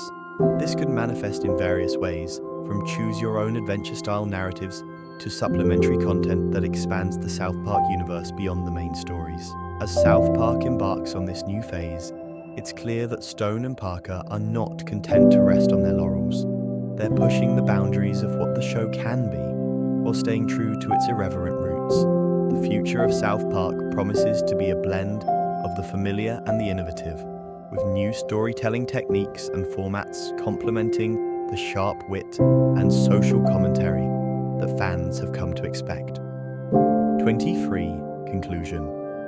South Park's journey from controversial newcomer to animation institution has been remarkable. Over its 25-year run, the show has consistently pushed boundaries while adapting to the changing cultural landscape. Its longevity is a testament to the creative vision of Matt Stone and Trey Parker, who have managed to keep the series fresh and relevant through evolving narratives and storytelling techniques. With over 300 episodes produced, South Park has solidified its place as a significant cultural force in animation. Critics have noted that the show's ability to tackle contemporary issues with humor and satire while maintaining its core identity has been key to its enduring success. As South Park continues to evolve, it remains a unique voice in television history, challenging audiences and sparking conversations about society's most pressing issues. In the next 3 hours, we'll uncover how South Park predicted the outcome of the 2008 presidential election. Sort of. The episode About Last Night aired just one day after Obama's victory, showcasing the show's lightning-fast production capabilities. This episode cleverly plays with audience expectations, presenting the election as an elaborate heist movie. It's a prime example of South Park's ability to provide timely commentary on current events while still maintaining its trademark absurdist humor. As we journey back to the origins of South Park, we find ourselves in a world of crude construction paper cutouts that would eventually become cultural icons. The show's humble beginnings in 1997 introduced us to 4 elementary school boys from the small mountain town of South Park, Colorado. Stan Marsh, Kyle Broflovsky, Eric Cartman, and Kenny McCormick were initially simple characters, each with a distinct personality that would serve as the foundation for their future development. Stan, the everyman of the group, started as a relatively normal kid with a strong moral compass. Kyle, his best friend, was portrayed as the voice of reason, often serving as the show's conscience. Eric Cartman, from the very beginning, was the selfish and manipulative antagonist of the group. Kenny, the boy in the orange parka whose speech was always muffled, became known for his frequent deaths and resurrections. The first episode, Cartman Gets an Anal Probe, set the tone for the series and introduced viewers to the boys' distinct personalities. Stan's crush on Wendy Testerberger and his tendency to vomit when nervous around her became an early running gag. Kyle's role as the level-headed member of the group was established as he tried to make sense of the alien invasion. Cartman's self-centered nature and antagonistic relationship with Kyle were immediately apparent, while Kenny's muffled speech and unfortunate tendency to die in spectacular ways became his trademark. The show's unique animation style, which mimicked the look of construction paper cutouts, played a crucial role in shaping the characters. The simplicity of the designs allowed for greater focus on the personalities and behaviors of the characters rather than intricate visual details. This style also enabled the creators, Trey Parker and Matt Stone, to produce episodes quickly, allowing them to respond to current events and pop culture phenomena with remarkable speed. As the first season progressed, the relationships between the boys became more defined. Stan and Kyle's friendship was portrayed as the core of the group, with their catchphrase, "Oh my God, they killed Kenny," becoming a staple of early episodes. Cartman's antagonistic role was further developed, with his selfishness and bigotry often driving the conflict in many storylines. Kenny, despite his limited dialogue, became a fan favorite due to his outrageous deaths and occasional glimpses of his home life. The group dynamics established in Season 1 laid the groundwork for years of character growth and complex interactions. The boys' adventures often involved them stumbling into adult situations and controversies, forcing them to navigate complex, moral dilemmas with their limited understanding of the world. This formula allowed the show to tackle serious issues through the lens of childhood innocence, creating a unique blend of satire and social commentary. As viewers watched the first season unfold, they began to see hints of the depth and complexity that would define these characters in later seasons. Stan's role as the moral center of the group was established early on, setting the stage for his future struggles with cynicism and disillusionment. Kyle's strong sense of justice and his conflicts with Cartman became a recurring theme that would drive many future storylines. Cartman's character, while initially one-dimensional in his selfishness, showed glimpses of the manipulative genius he would later become. His ability to convince others to follow his schemes, no matter how outrageous, was evident from the start. Kenny's character, despite being defined by his deaths, occasionally revealed a wisdom and maturity beyond his years, hinting at the more complex role he would play in later seasons. The first season of South Park laid a solid foundation for the show's future success. By establishing strong, distinct personalities for each of the main characters and creating a world where anything could happen, Parker and Stone set the stage for years of character development and social commentary. The crude humor and shocking content that initially drew viewers in would evolve into a more nuanced and complex form of storytelling as the series progressed. As South Park's storytelling evolved, one character took a turn so shocking it redefined the entire series. The episode "Scott Tenorman Must Die" marked a pivotal moment that forever changed Eric Cartman and the show itself, pushing the boundaries of animated television further than ever before. Before this watershed episode, Cartman was primarily known as the selfish and manipulative member of the main group. While his behavior was often outrageous and cruel, it was typically viewed through the lens of childish mischief rather than true malevolence. Audiences had grown accustomed to Cartman's antics, seeing him as a source of comedic conflict rather than a genuinely threatening presence. The conflict that would reshape Cartman's character began with a seemingly innocuous encounter. Scott Tenorman, an older boy, tricks Cartman into buying his pubic hair, exploiting Cartman's naivety about puberty. This embarrassing incident sets off a chain of events that would reveal the true depths of Cartman's capacity for revenge. As the episode progresses, we see Cartman's attempts at retaliation escalate from petty schemes to increasingly elaborate plots. Each failure only fuels his determination, and the audience watches as his frustration grows. This build-up serves a crucial purpose, lulling viewers into a false sense of security. Like many episodes before, it appears that Cartman's plans will ultimately fail, and he will face the consequences of his actions. However, the shocking twist ending of "Scott Tenorman Must Die" subverts all expectations. In a move that stunned audiences, Cartman reveals that he has orchestrated a series of events leading to the death of Scott's parents. But the true horror is yet to come. Cartman has ground the parents' remains into chili, which he then feeds to an unsuspecting Scott. This act of forced cannibalism is revealed with a mixture of glee and cold calculation that transforms Cartman from an obnoxious child into a genuinely terrifying villain. The impact of this twist on viewers cannot be overstated. It was a moment that redefined not just Cartman's character, but the entire tone of South Park. The show had always pushed boundaries, but this level of darkness was unprecedented. Audiences were left reeling, unsure whether to laugh or recoil in horror. This ambiguity was precisely what creators Trey Parker and Matt Stone intended. In discussing the episode, Trey Parker noted that the shocking conclusion was designed to be unexpected. He emphasized that for the twist to have its full impact, the audience had to believe Cartman was still just a foolish child up until the very end. This careful misdirection made the revelation of Cartman's true nature all the more powerful. The drastic shift in Cartman's character was a deliberate choice by the creators. Matt Stone and Trey Parker have acknowledged in interviews that Scott Tenorman Must Die marked a definitive change in how they approached Cartman. No longer was he simply a comedic foil or an exaggeration of childish selfishness. From this point forward, Cartman would be capable of truly evil acts, adding a new layer of complexity to the show's dynamics. Fan reactions to Scott Tenorman Must Die were overwhelmingly positive, despite, or perhaps because of, its shocking content. The episode is frequently cited in top episode lists and has become a cultural touchstone for the series.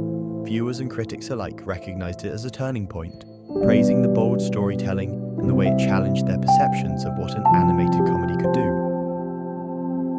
The episode's influence extended far beyond South Park itself. It has been referenced in various forms of media and has sparked numerous discussions about character development in animated series.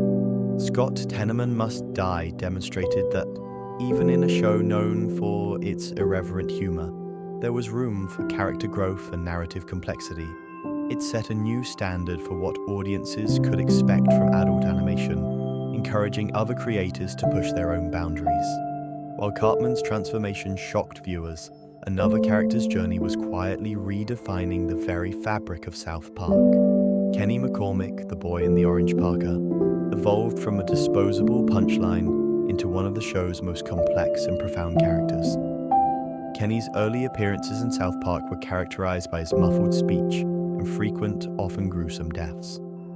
These deaths became a running gag, with Stan and Kyle's famous catchphrase, "Oh my God, they killed Kenny," punctuating many episodes. However, this recurring joke began to wear thin, and the show's creators, Trey Parker and Matt Stone, recognized the need for change. In a bold move, Parker and Stone decided to keep Kenny dead for an entire season.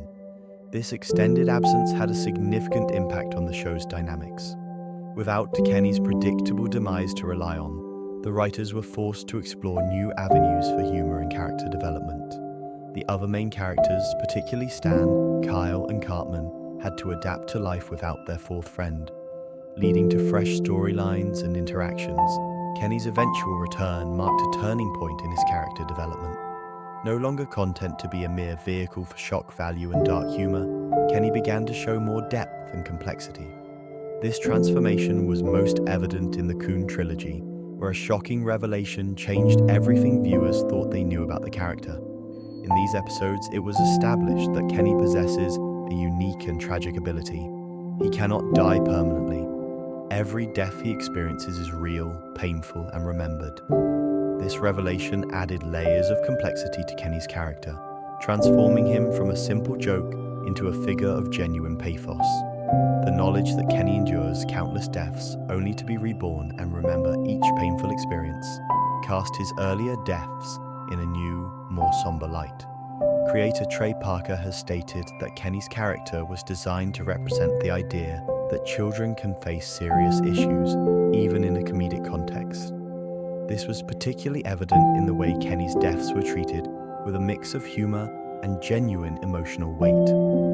The revelation of his immortality took this concept to a new level, allowing the show to explore themes of sacrifice, resilience, and the burden of knowledge.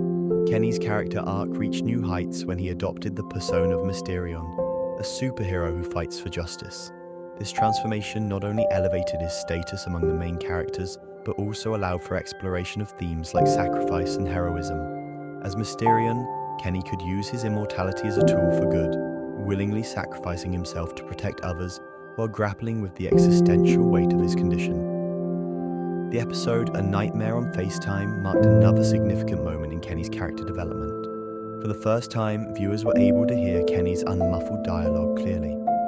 This simple change allowed for a deeper emotional connection with the character, as audiences could finally understand his thoughts and feelings without the barrier of his parka. Kenny's evolution also saw his background and living conditions become more prominent aspects of his character.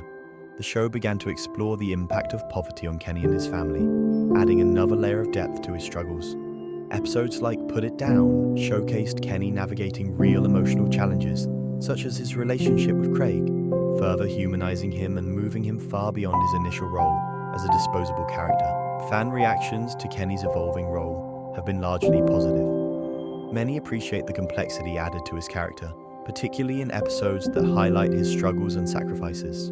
The transformation of Kenny from a one-note joke to a complex, sympathetic character has allowed viewers to form a deeper emotional connection with him. While Kenny's journey captivated audiences, another character was quietly emerging from the shadows of South Park. What if the show's most lovable residents started as nothing more than background filler? Enter Butters Stotch, a character whose transformation from a peripheral presence to a fan favorite is as unexpected as it is endearing. Initially introduced in Season 1, Butters served primarily as a foil to the main characters, his presence barely registering in the chaotic world of South Park. However, as the series progressed, this unassuming boy would become an integral part of the show's fabric. The turning point for Butters came in Season 5, with the aptly titled episode Butters' Very Own Episode. This marked the first time Butters took center stage, allowing viewers to see South Park through his innocent eyes. The episode not only showcased Butters' naivety and kindness, but also contrasted sharply with the cynicism of the main characters. As a victim of circumstance, Butters' genuine nature and optimism in the face of adversity struck a chord with audiences, setting the stage for his increased prominence. Butters' evolution continued in Season 6, with the introduction of his alter ego, Professor Chaos. This development added layers to Butters' character, allowing him to express his frustrations and desire for acceptance in a humorously misguided way. Professor Chaos became a vehicle for exploring Butters' inner turmoil, showcasing his complexity beyond the nice guy persona he typically presented. The creators of South Park, Trey Parker and Matt Stone, recognized the potential in Butters' character. Parker noted, "We realized that Butters was a character that people really liked, and we wanted to give him more depth and storylines." This acknowledgement highlights how fan engagement can shape character development, with the creators responding to the audience's growing affection for Butters. As Butters' role expanded, so did the exploration of his family life. His relationship with his parents became a focal point, often serving as a reflection of real-world family dynamics. The contrast between Buter's unwavering optimism and his parents' often misguided attempts at discipline created a unique dynamic that resonated with viewers. This complex family relationship added depth to Butters' character, making him more relatable and sympathetic. Butters' increased screen time allowed for a deeper examination of his personality traits. His innocence and kindness stood in stark contrast to the cynicism and selfishness often displayed by characters like Cartman. This juxtaposition not only provided comedic opportunities, but also allowed for poignant moments of social commentary. Butters' genuine nature often served as a moral compass, highlighting the absurdity of certain situations in South Park. The character's growth was particularly evident in episodes that dealt with more serious themes. The pandemic special and Put It Down showcased Butters, grappling with anxiety and the pressures of friendship. These episodes were praised for their sensitive portrayal of mental health issues, using Butters as a vehicle to explore these complex topics.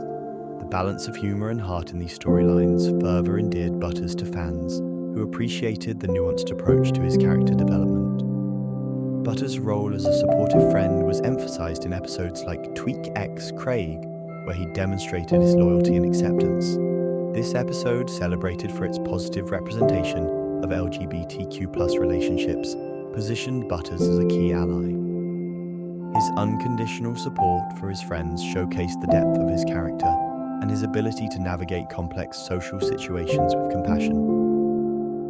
Critical reviews of Butters-centric episodes often highlight the perfect balance of humor and emotional depth.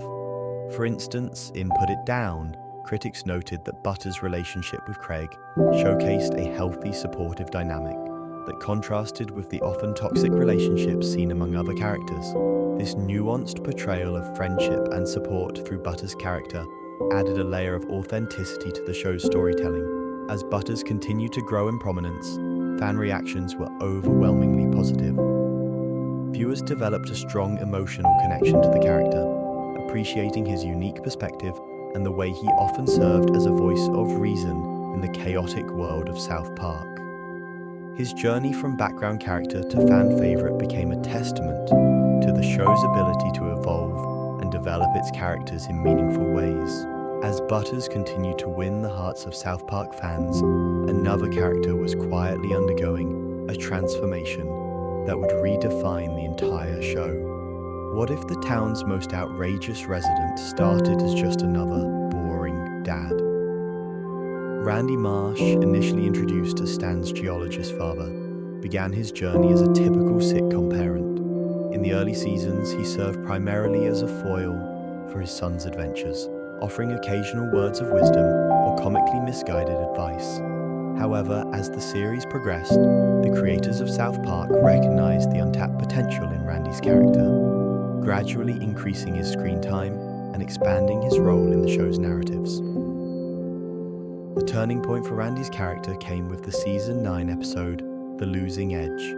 This episode showcased Randy's growing obsession with fighting other dads at Stan's baseball games, marking a significant shift in his behavior. The episode not only highlighted Randy's increasingly outlandish antics, but also demonstrated the show's ability to balance multiple storylines effectively. Critics praised how Randy's over-the-top fights provided a humorous contrast to the kids' desire to avoid playing baseball, showcasing South Park's skill in intertwining character arcs. As Randy's prominence grew, so did the absurdity of his schemes and obsessions. From his attempts to become a celebrity chef to his fixation on cannabis cultivation, Randy's character began to embody the show's satirical take on adult behavior and societal trends. These increasingly ridiculous plot lines allowed the writers to explore contemporary issues through the lens of Randy's exaggerated reactions and misadventures. The evolution of Randy's character reflects a broader shift in the show's focus. As the child characters matured and their storylines became more complex, Randy emerged as a vehicle for exploring the foibles and insecurities of middle-aged adults. His impulsive nature and willingness to embrace new fads with reckless abandon provided a fresh perspective on the absurdities of modern life. Fan reactions to Randy's expanded role were overwhelmingly positive. Viewers appreciated the blend of absurdity and relatability in his character, finding humor in his outlandish behavior while recognizing elements of their own parents or themselves in his struggles. This connection with the audience solidified Randy's position as a fan favorite and ensured his continued prominence in later seasons. The creators of South Park, Trey Parker and Matt Stone, have acknowledged the organic nature of Randy's character development. In discussing the evolution of the show, Parker noted, "Over the course of South Park's history, no character has increased prominence more than Randy Marsh." This statement underscores the intentional decision to elevate Randy's role and the recognition of his impact on the series as a whole. Randy's increased screen time and character development had a significant impact on the show's dynamics. His adventures often took center stage, sometimes overshadowing the children's storylines that had traditionally been the focus of the series. This shift allowed South Park to explore new narrative territories and expand its satirical reach, addressing a wider range of social issues and cultural phenomena through Randy's experiences. The success of Randy's character also demonstrates South Park's ability to evolve and adapt over its long run. By allowing a previously secondary character to grow into a central figure, the show maintained its freshness and relevance, continually surprising and engaging its audience. Randy's journey from background player to MVP, most valuable parent, mirrors the show's own evolution from a simple animated comedy to a complex, multi-layered satire of American life. While Randy Marsh was busy evolving into South Park's MVP, the show itself was undergoing a transformation in how it tackled the political landscape. What started as occasional jabs at politicians soon became a cornerstone of the series, with South Park emerging as one of America's sharpest political commentators. The The show's political satire began during the Clinton administration, focusing on the president's sexual scandals and promiscuity. This early approach set the tone for how South Park would handle political figures, exaggerating their traits for comedic effect while offering biting commentary on current events. As the world changed, so did South Park's approach to politics. The presidency of George W. Bush marked a significant shift in the show's satirical style. Initially portrayed as a bumbling fool, Bush's character became more nuanced as his tenure progressed, particularly during the Iraq War. This evolution reflected the show's growing ability to tackle complex political issues with both humor and insight. The 9/11 attacks and their aftermath provided fertile ground for South Park's unique brand of satire. In the episode Mystery of the Urinal Deuce, the show took on 9/11 conspiracy theories, presenting a humorous take on the absurdity of such claims, while also critiquing the media's portrayal of the events surrounding the attacks. This episode showcased South Park's ability to address sensitive topics with irreverence, while still making poignant observations about society's reaction to major events. When Barack Obama took office, South Park's creators faced a new challenge: how to satirize a president who was viewed positively by many Americans. Their solution was to focus less on Obama's policies and more on creating comedic narratives around his presidency. In the episode About Last Night, Obama is involved in an Ocean's 11-style heist, demonstrating the show's prioritization of humor over direct political commentary.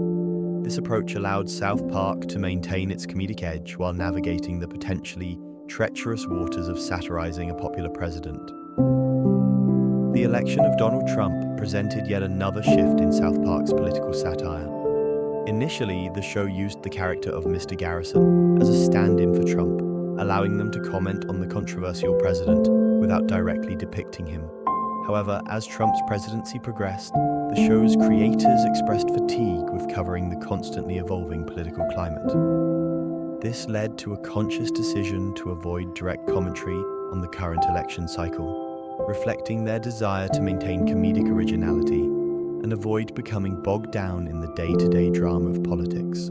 Throughout its history, South Park has maintained a delicate balance between political commentary and entertainment.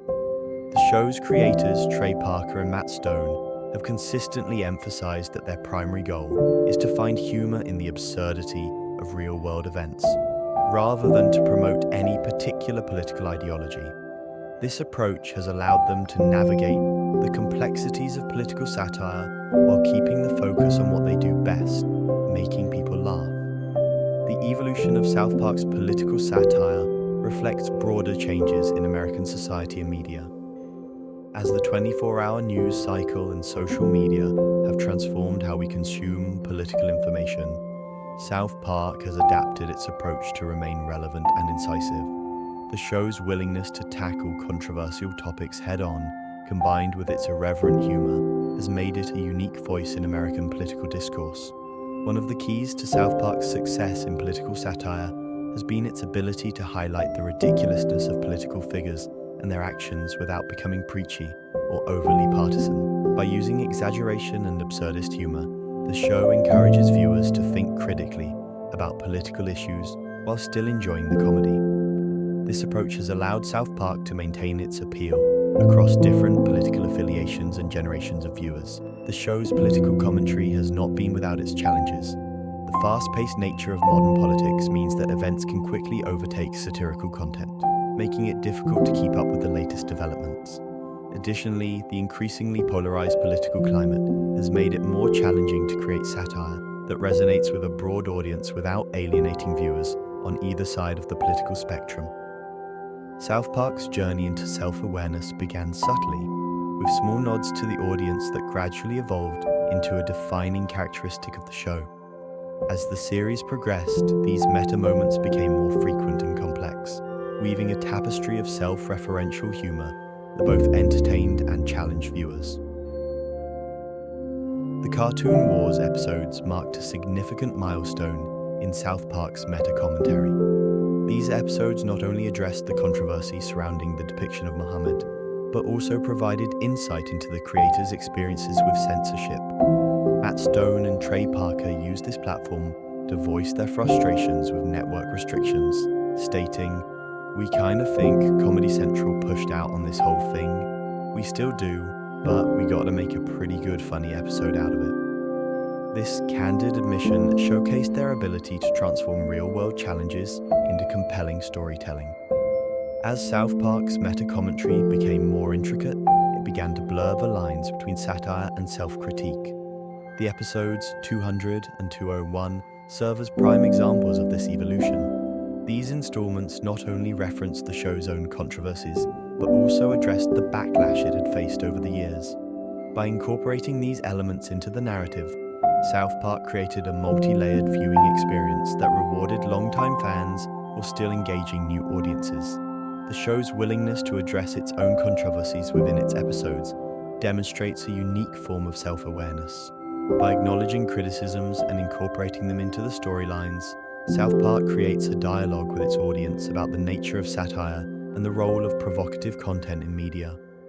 This approach allows the show to remain relevant and thought-provoking, even as it tackles sensitive subjects. The impact of meta-humor on South Park's narrative structure cannot be overstated. By breaking the fourth wall, the show creates a sense of complicity with the audience, inviting them to be active participants in the satirical process. This technique also allows for more complex storytelling, as the show can comment on its own narrative conventions and subvert viewer expectations. Matt and Trey have been transparent about their intentions behind breaking the fourth wall. They view it as a means to engage viewers in a deeper conversation about the world around them. As they explain, "We want to make people think about the things they take for granted, including the shows they watch and the stories they consume." This approach encourages viewers to think critically about the media they consume and the messages it conveys. The use of meta-commentary in South Park has not been without its challenges. Fan reactions have been mixed, with some praising the show's ability to self-reflect and critique its own history, while others feel that it sometimes detracts from the core humor and storytelling. This duality is particularly evident in episodes like 200 and 201, where the intricate web of references can be overwhelming for viewers unfamiliar with the show's extensive lore. Despite these challenges, meta-commentary has become a defining feature of South Park, allowing it to remain relevant and provocative in a rapidly changing cultural landscape. By consistently pushing the boundaries of self-awareness, the show has created a unique space for itself in the world of animated comedy. This approach has enabled South Park to tackle complex issues with a level of nuance and depth that might not be possible through traditional storytelling methods. The evolution of South Park's meta-humor reflects the show's broader transformation over the years. What began as occasional nods to the audience has grown into a sophisticated tool for social commentary and self-examination. This growth mirrors the maturation of the show's characters and themes, creating a rich tapestry of interconnected narratives and ideas. As South Park continues to evolve, its use of meta-commentary serves as a bridge between the show's past and its future. By acknowledging its own history and the changing media landscape, South Park maintains a sense of continuity while constantly reinventing itself. This self-awareness allows the show to remain fresh and relevant, even after decades on the air. South Park's evolution took an unexpected turn as it entered its 18th season. The show, known for its episodic format and quick reactions to current events, was about to embark on a new storytelling journey that would divide fans and challenge its creators. What prompted Matt Stone and Trey Parker to risk alienating their audience with such a dramatic change? The decision to serialize South Park's storylines would have far-reaching consequences for the show's future. For nearly 2 decades, South Park had thrived on its ability to produce self-contained episodes that tackled topics with biting satire and irreverent humor. This approach allowed the show to remain topical and responsive to the ever-changing landscape of popular culture and politics. However, as the series approached its 18th season, Stone and Parker felt a need to push the boundaries of their storytelling. The introduction of PC Principal in Season 18 marked a significant shift in South Park's narrative structure. This new character became a central figure in a season-long storyline about gentrification, reflecting broader societal issues and allowing for deeper character development. PC Principal's arrival signaled more than just a new face in the town. It represented a fundamental change in how South Park would tell its stories moving forward. This transition to serialized storytelling presented both opportunities and challenges for the show's creators. On one hand, it allowed for more complex narratives and character arcs that could unfold over multiple episodes. Characters like Randy Marsh, who had already been gaining prominence, could now be explored in greater depth. His evolution from a background character to a central figure with his own storylines reflected societal trends and personal struggles in ways that the episodic format couldn't fully capture. However, the shift also came with its share of difficulties. The pressure to create cohesive story arcs across an entire season could sometimes lead to creative fatigue. In interviews, Matt and Trey have acknowledged the challenges of maintaining quality while adapting to this new format. The need to plan out longer storylines in advance meant sacrificing some of the spontaneity that had been a hallmark of South Park's earlier seasons. The impact of serialization on character development and world-building was significant. The show began exploring themes of friendship, loyalty, and societal issues in ways that were less pronounced in earlier seasons. The interconnected stories allowed for a more nuanced examination of the relationships between characters and how they navigated the increasingly complex world around them. Fan reactions to the serialized seasons were mixed, highlighting a divide in the South Park community. Some viewers praised the new approach for adding depth and continuity to character arcs. They appreciated the ability to follow more intricate plot lines and see how events in one episode could have lasting consequences in the next. These fans felt that the serialized format allowed South Park to tackle more complex issues and provide commentary on long-term societal trends. On the other hand, a significant portion of the fan base expressed a longing for the earlier, more episodic format. These viewers felt that the interconnected stories made the show feel less spontaneous and more formulaic. They argued that the serialization detracted from South Park's original charm and humor, preferring the standalone episodes that could quickly respond to current events without being tied to an overarching narrative.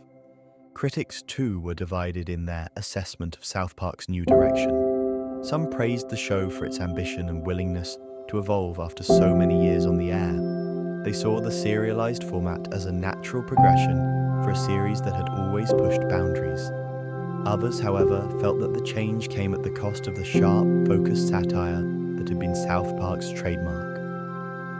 In reflecting on their decision to experiment with serialization, Matt Stone and Trey Parker have been candid about their motivations and the challenges they faced.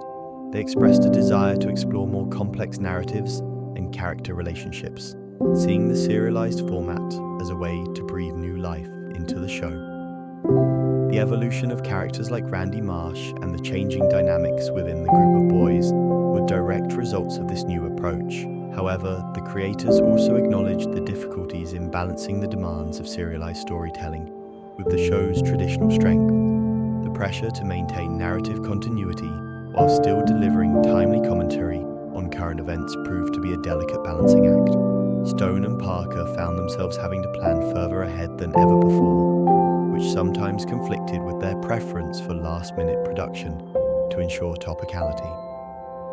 10. South Park's social commentary, from AIDS to Alexa. As South Park's creators grappled with the challenges of serialization, another aspect of the show was quietly evolving. The journey from early episodes to recent seasons reveals a surprising transformation in the show's social conscience, moving from shock tactics to nuanced commentary on complex issues. In its early years, South Park often relied on provocative humor to tackle controversial topics. The show's initial approach to climate change, for instance, was skeptical and dismissive. This was evident in the episode Man Bear Pig from season 10, where Al Gore's character is portrayed as a paranoid figure obsessed with a fictional creature, satirizing the urgency of climate change activism. However, as the series progressed, Matt Stone and Trey Parker demonstrated a willingness to adapt their views based on evolving societal conversations. In a 2018 interview, Stone reflected on this process, saying, We go into stuff all the time where I'm definitely coming and going, I'm pissed off about this or whatever, and through doing the show I'm like, well, maybe I was wrong about that. This openness to change became a hallmark of South Park's maturing social commentary. The show's evolution in handling sensitive topics is particularly evident in its treatment of racism and LGBTQ+ issues. The episode, with apologies to Jesse Jackson from season 11, addressed racism and the use of racial slurs, showcasing the discomfort and complexity surrounding the topic. While the episode received mixed reactions, with some praising its boldness and others criticizing it for trivializing serious issues, it marked a shift towards more thoughtful engagement with societal problems. South Park's growth in addressing LGBTQ+ themes was particularly notable. The episode Tweak X Craig from season 19 explored same-sex relationships, portraying the romance between Tweak and Craig in a positive light.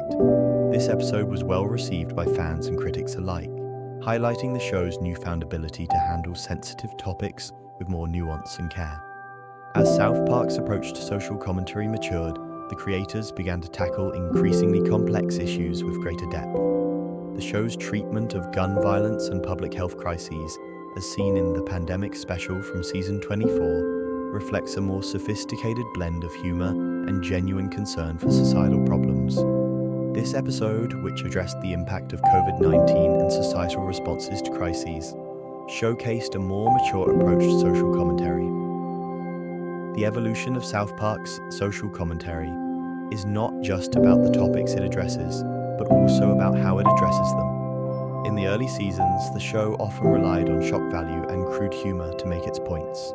While these elements are still present in recent seasons, they are now balanced with more thoughtful and nuanced explorations of complex issues. This shift is evident in the creators' approach to their work. In a 2021 interview, Trey Parker emphasized their intent to explore deeper issues through humor, stating, "We try to find the comedy in the emotions within these conflicts." This philosophy has allowed South Park to maintain its irreverent tone while engaging with serious topics in a more meaningful way. The show's treatment of environmental issues and climate change serves as a prime example of this evolution. From the skepticism displayed in Man Bear Pig, South Park has moved towards a more accepting stance on climate science, reflecting broader societal shifts in understanding and concern about environmental issues. Similarly, South Park's commentary on technology and social media has grown more sophisticated over the years. While early episodes might have simply mocked new technologies or online trends, recent seasons have explored the complex ways in which digital platforms shape our social interactions, personal identities, and political discourse. Throughout this evolution, South Park has maintained its core identity as a show that reflects the absurdity of real-world issues through humor. However, the creators have become increasingly adept at balancing shock value with meaningful messages.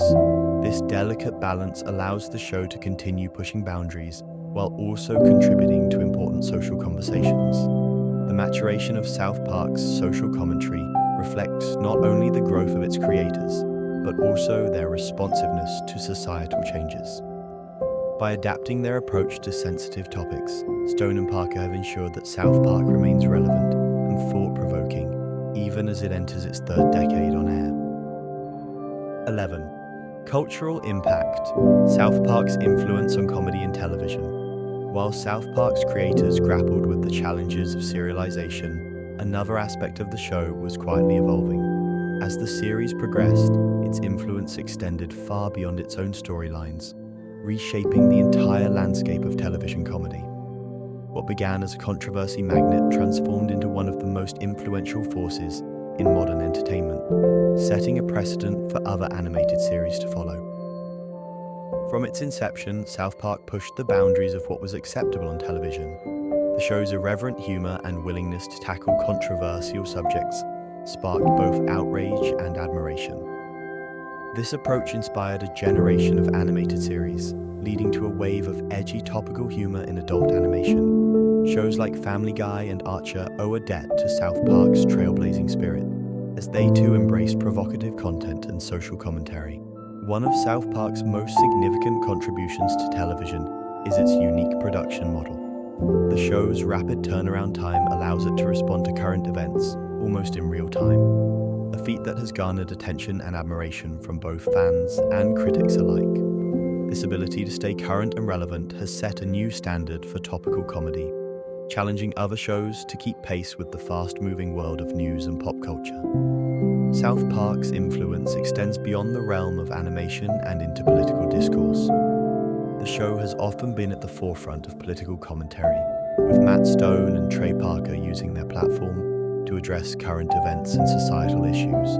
Their approach to satire and commentary has evolved over the years, but the essence of the show remains rooted in pushing boundaries and challenging societal norms.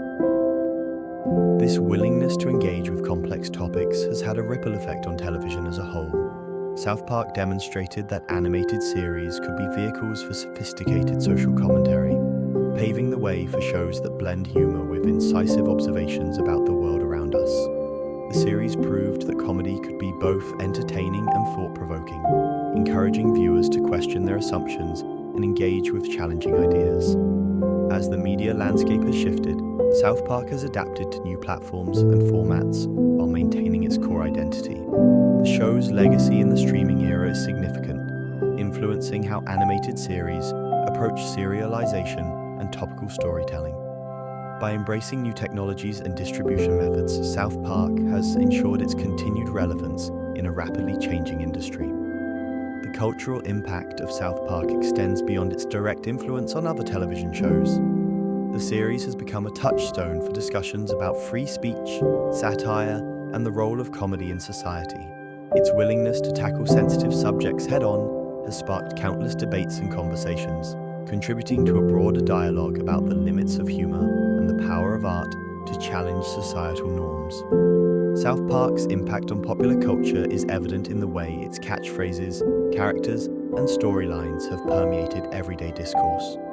References to the show can be found in everything from political cartoons to academic papers, demonstrating its far-reaching influence. The series has become a lens through which many people view and interpret current events, shaping how we understand and respond to the world around us. The show's creators have reflected on South Park's cultural significance, acknowledging the responsibility that comes with their platform. While they continue to push boundaries and challenge expectations, Stone and Parker have also demonstrated a willingness to evolve their approach when necessary. This adaptability has allowed South Park to remain relevant and impactful, even as societal attitudes and norms have shifted over the years. 12. Iconic episodes, South Park's greatest hits. South Park's journey from controversial animated series to cultural touchstone is marked by episodes that transcend mere entertainment. These iconic installments have become benchmarks for the show's storytelling prowess, character development, and cultural impact. But what elevates certain episodes from entertaining to legendary status? The answer lies in a perfect storm of creativity, timing, and cultural resonance. One such standout is Make Love, Not Warcraft, an episode that captured the zeitgeist of gaming culture in the mid-2000s. This installment broke new ground by incorporating actual in-game footage from World of Warcraft, a feat made possible through collaboration with game developer Blizzard. This attention to authenticity resonated deeply with viewers, both gamers and non-gamers alike. The episode's success wasn't just in its technical achievement, but in its ability to blend South Park's signature humor with a genuine understanding of gaming culture. Creator Trey Parker has noted the significance of this episode, recognizing how it struck a chord with audiences and set a new standard for the series. The ambitious Imagination Land trilogy showcases South Park at its most creatively daring. This epic narrative weaves together various fictional universes and characters, creating a rich tapestry that appeals to both dedicated fans and casual viewers. The scope of Imagination Land demonstrates the show's ability to tackle grand concepts while maintaining its irreverent humor. By blending pop culture references with its own unique mythos, the trilogy exemplifies South Park's talent for crafting stories that are simultaneously complex and accessible.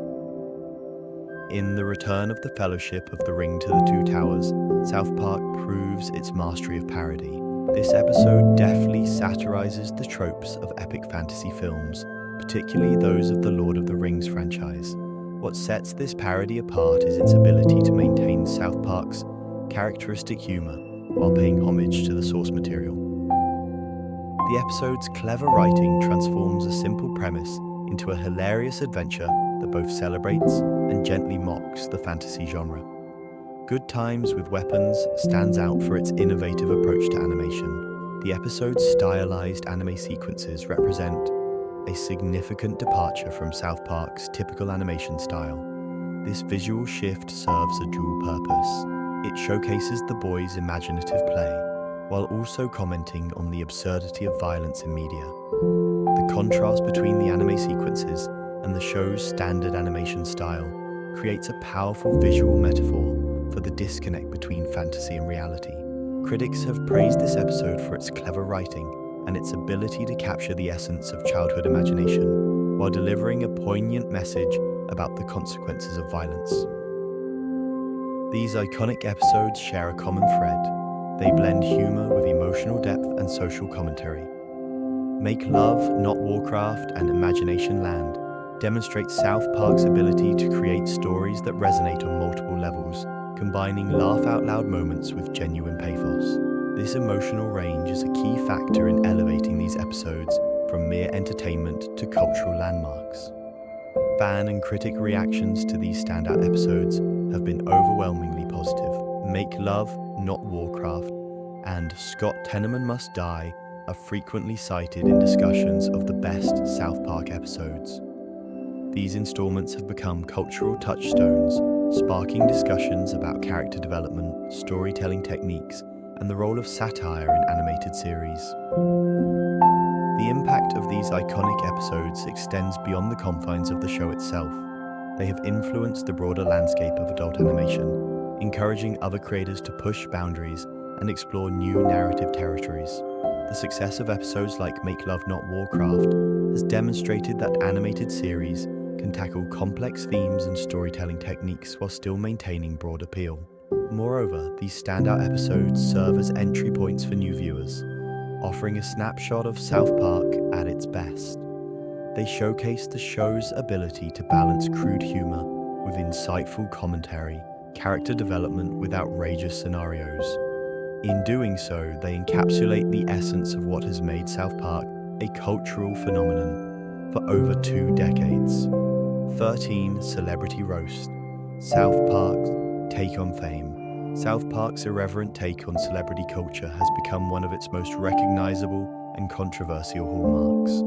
While the show has always pushed boundaries, its approach to lampooning famous figures has evolved into an art form that's both scathing and insightful.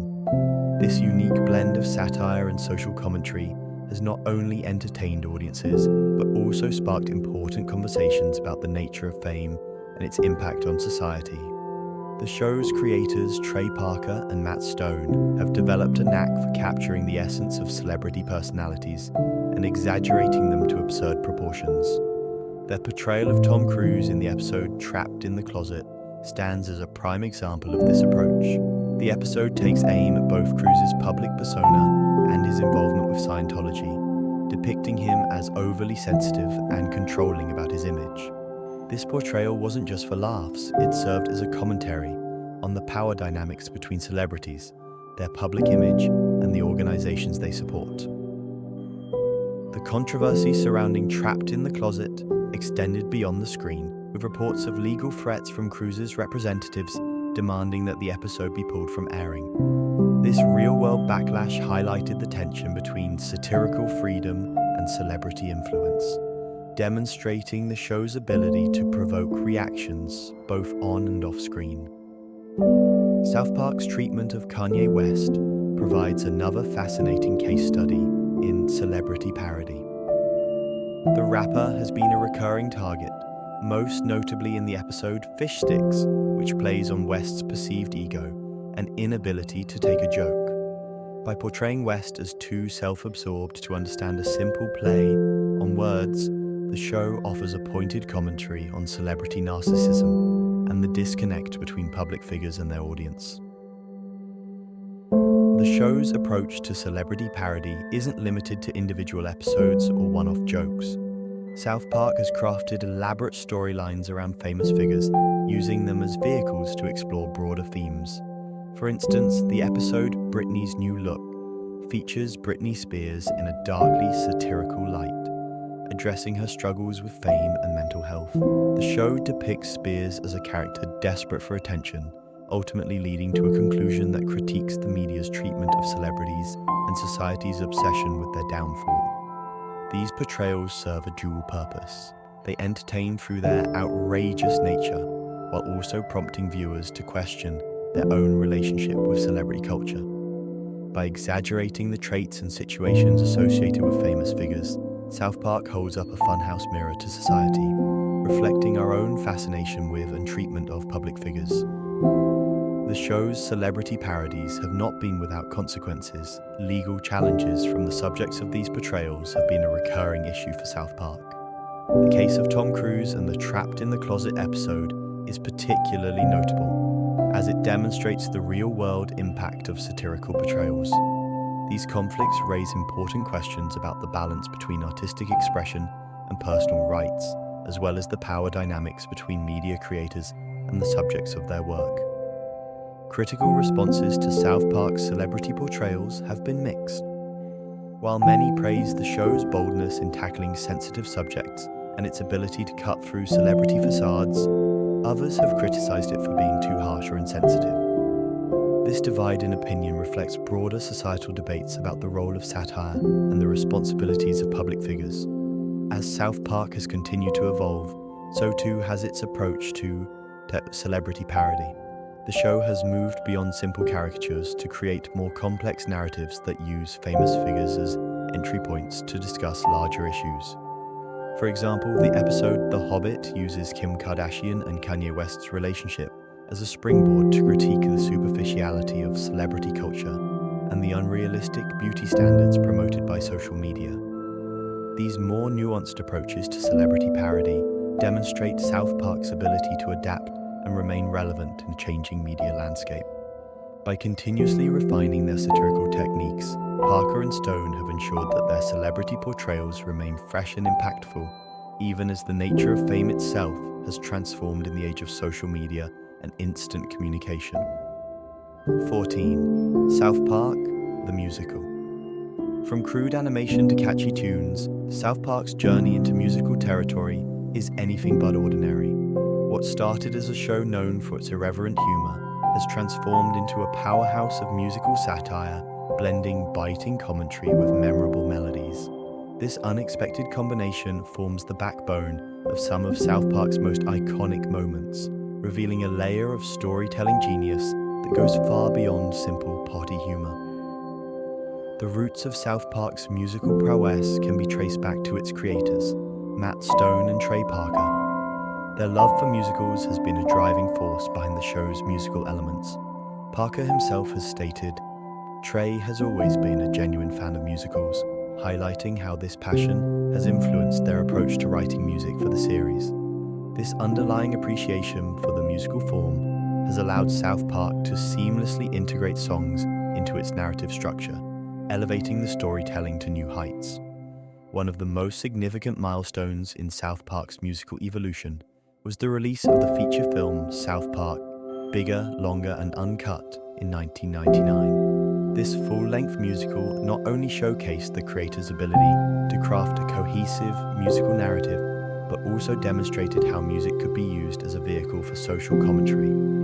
The song Blame Canada from the film serves as a prime example, using catchy lyrics to highlight the absurdity of blaming external factors for societal issues. This clever use of music to deliver critical messages became a hallmark of South Park's approach to musical satire. As the series progressed, the musical elements became more sophisticated and integral to the show's identity. Episodes like Elementary School Musical stand out for their clever writing and engaging songs, showcasing the show's ability to tackle serious themes through humor and music. Critics and fans alike have praised these musical episodes, recognizing how they enhance the overall viewing experience and deepen the connection to the characters. The technical challenges of producing original songs for an animated series are significant, yet South Park has consistently risen to the occasion. The creators must balance humor, narrative, and musicality, often resulting in songs that are both funny and thematically relevant. This delicate balance is evident in songs like Let's Fighting Love, from the episode Good Times with Weapons. The catchy tune and clever parody of anime opening themes demonstrate the show's ability to create memorable musical moments that resonate with fans while serving the larger narrative purpose. South Park's musical elements have not only enhanced individual episodes, but have also become cultural touchstones in their own right. Many songs from the series have become iconic within the South Park fandom, showcasing the show's broader cultural impact. Fans often cite these musical numbers as highlights of the series, with many becoming earworms that stick with viewers long after the credits roll. The success of South Park's musical episodes has led to a broader appreciation for the show's storytelling capabilities. Many fans argue that the music enhances the overall viewing experience, adding depth and nuance to the characters and situations. This musical dimension allows South Park to explore complex themes and emotions in ways that dialogue alone might not achieve, creating a richer and more engaging narrative tapestry. As South Park continues to evolve, its musical elements remain a crucial component of its storytelling arsenal. The show's ability to blend humor, social commentary, and catchy tunes has set it apart in the crowded landscape of adult animation. By consistently pushing the boundaries of what's possible in animated musical storytelling, South Park has carved out a unique niche that continues to surprise and delight audiences. 15. Faith and Irreverence, South Park's religious satire. South Park's approach to religious satire has always been a tightrope walk between irreverence and insight. As the show matured, so did its handling of faith and spirituality, evolving from simple mockery to nuanced commentary that often left viewers pondering deeper questions. In the episode All About Mormons, South Park takes a surprisingly balanced approach to the Church of Jesus Christ of Latter-day Saints. While the show doesn't shy away from poking fun at some of the more unusual aspects of Mormon beliefs, it also presents the positive values embodied by the faith's followers. This duality challenges viewers to look beyond surface-level judgments and consider the complex nature of religious belief systems. The two-part episode, Go God Go, further exemplifies South Park's willingness to tackle weighty philosophical concepts. By imagining a future where atheism has become the dominant ideology, the show critiques the potential pitfalls of both religious and non-religious extremism. This storyline serves as a thought-provoking exploration of how any belief system, when taken to extremes, can lead to intolerance and conflict. One of South Park's most consistent religious figures is Jesus himself, often portrayed in humorous situations that serve to humanize the character while still maintaining a degree of reverence. The recurring segment of Jesus hosting a talk show is a prime example of how the show uses comedy to explore moral and ethical questions through a religious lens. This approach has sparked discussions about the appropriateness of such portrayals, highlighting the ongoing debate about the boundaries of religious satire. South Park's treatment of non-Christian religions has been a source of both praise and controversy. The show's willingness to satirize all faiths equally has been seen by some as a commitment to fair treatment, while others have criticized it as potentially offensive or insensitive. The Cartoon Wars episodes, which addressed the controversy surrounding depictions of the Prophet Muhammad, brought this issue to the forefront, demonstrating the challenges of balancing satirical commentary with respect for deeply held beliefs. The show's creators, Trey Parker and Matt Stone, have often reflected on their own beliefs and the cultural climate when crafting episodes dealing with religion. This introspection is evident in how they've adapted their approach to sensitive topics over the years, striving to find a balance between humor and genuine exploration of faith. Critics have noted that South Park's religious satire often walks a fine line between critique and mockery. This delicate balance has resulted in mixed responses from audiences, with some appreciating the show's willingness to tackle sensitive topics, while others feel it occasionally crosses the line into disrespect. However, this very tension has contributed to South Park's enduring relevance, as it continues to prompt discussions about the role of satire in addressing religious themes. As South Park's approach to religious commentary has evolved, it has moved beyond simple mockery to offer more complex and thought-provoking narratives. The show's willingness to engage with religious topics in a multifaceted way has allowed it to maintain its edge, while also providing viewers with opportunities for deeper reflection on matters of faith and spirituality. 16. LGBTQ+ representation in South Park.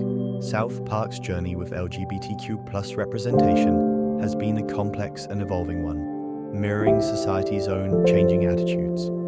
Initially, the show's approach to LGBTQ+ characters and issues was often problematic, relying heavily on stereotypes and crude humor.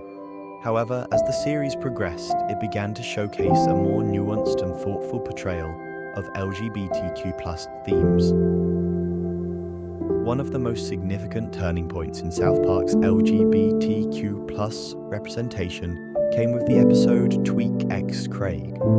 This episode not only canonized the relationship between Tweek and Craig, but also presented their bond in a heartfelt and genuine manner.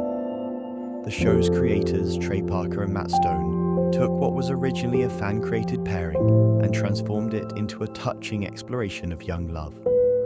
Parker expressed their intention, stating, "We wanted to take this cracked ship and make it real, to show that love is love, no matter who it is between."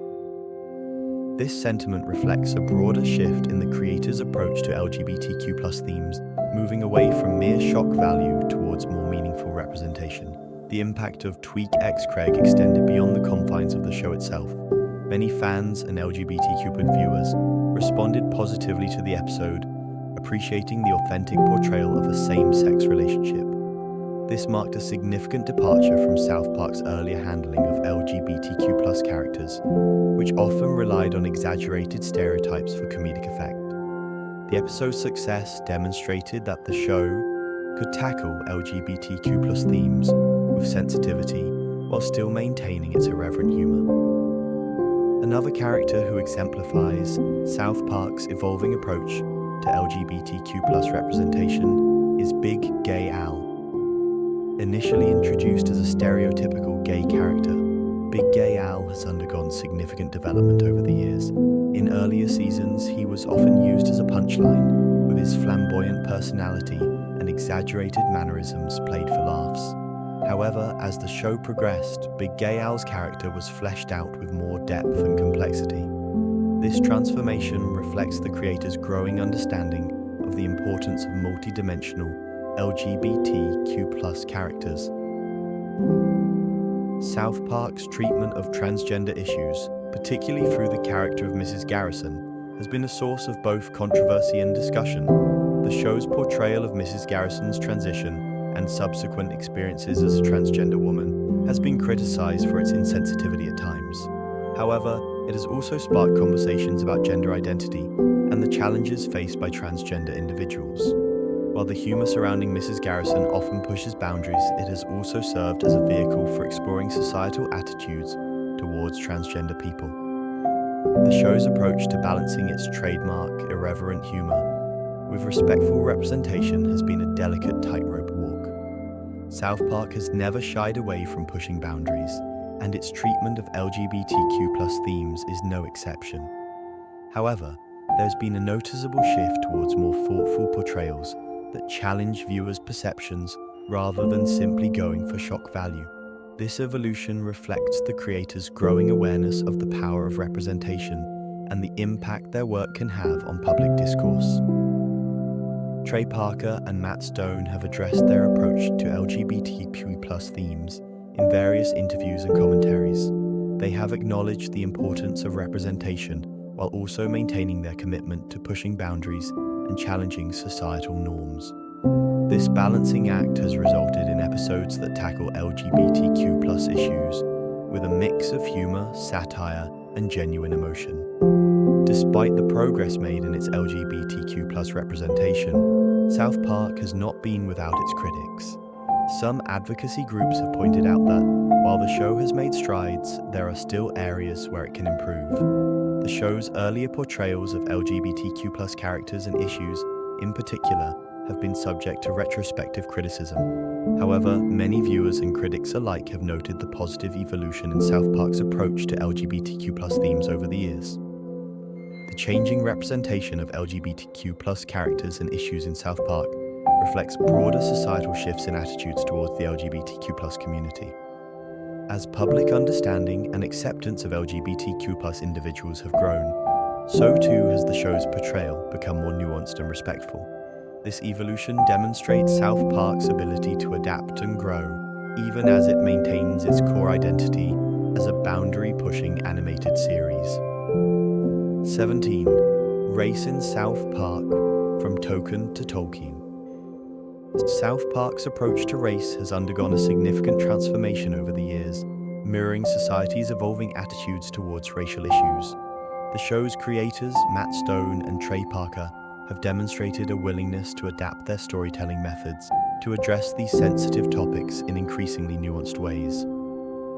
One of the most notable examples of this evolution is the character formerly known as Token Black.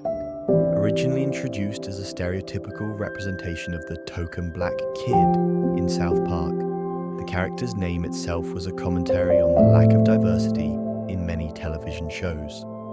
However, in a surprising twist, the creators recently changed his name to Tolkien, explaining that it had always been spelled that way and that the audience had simply misheard it all along. This name change was more than just a comedic bit. It was a deliberate decision by Stone and Parker to address the problematic implications of the original name. By retconning the character's name to Tolkien, they acknowledged the harmful nature of racial stereotyping and took a step towards more thoughtful representation. This shift reflects a broader trend in South Park to move beyond simple stereotypes and provide more complex portrayals of characters from diverse backgrounds. The evolution of Tolkien's character is particularly noteworthy. Over the series' run, he has been given more depth and personality, becoming involved in various storylines that explore themes of race and identity. His relationships with other characters and his experiences in South Park have allowed for a more nuanced representation of black characters in the series. This development has enabled the show to tackle racial issues from multiple angles, often highlighting the absurdity of prejudice while also acknowledging the real-world impacts of racism. South Park's handling of race has not been without controversy, however. The show has often walked a fine line between satire and insensitivity, sometimes leaving audiences unsure whether they're laughing at racism or with it. This tension was particularly evident in the episode with Apologies to Jesse Jackson, which aired in season 11.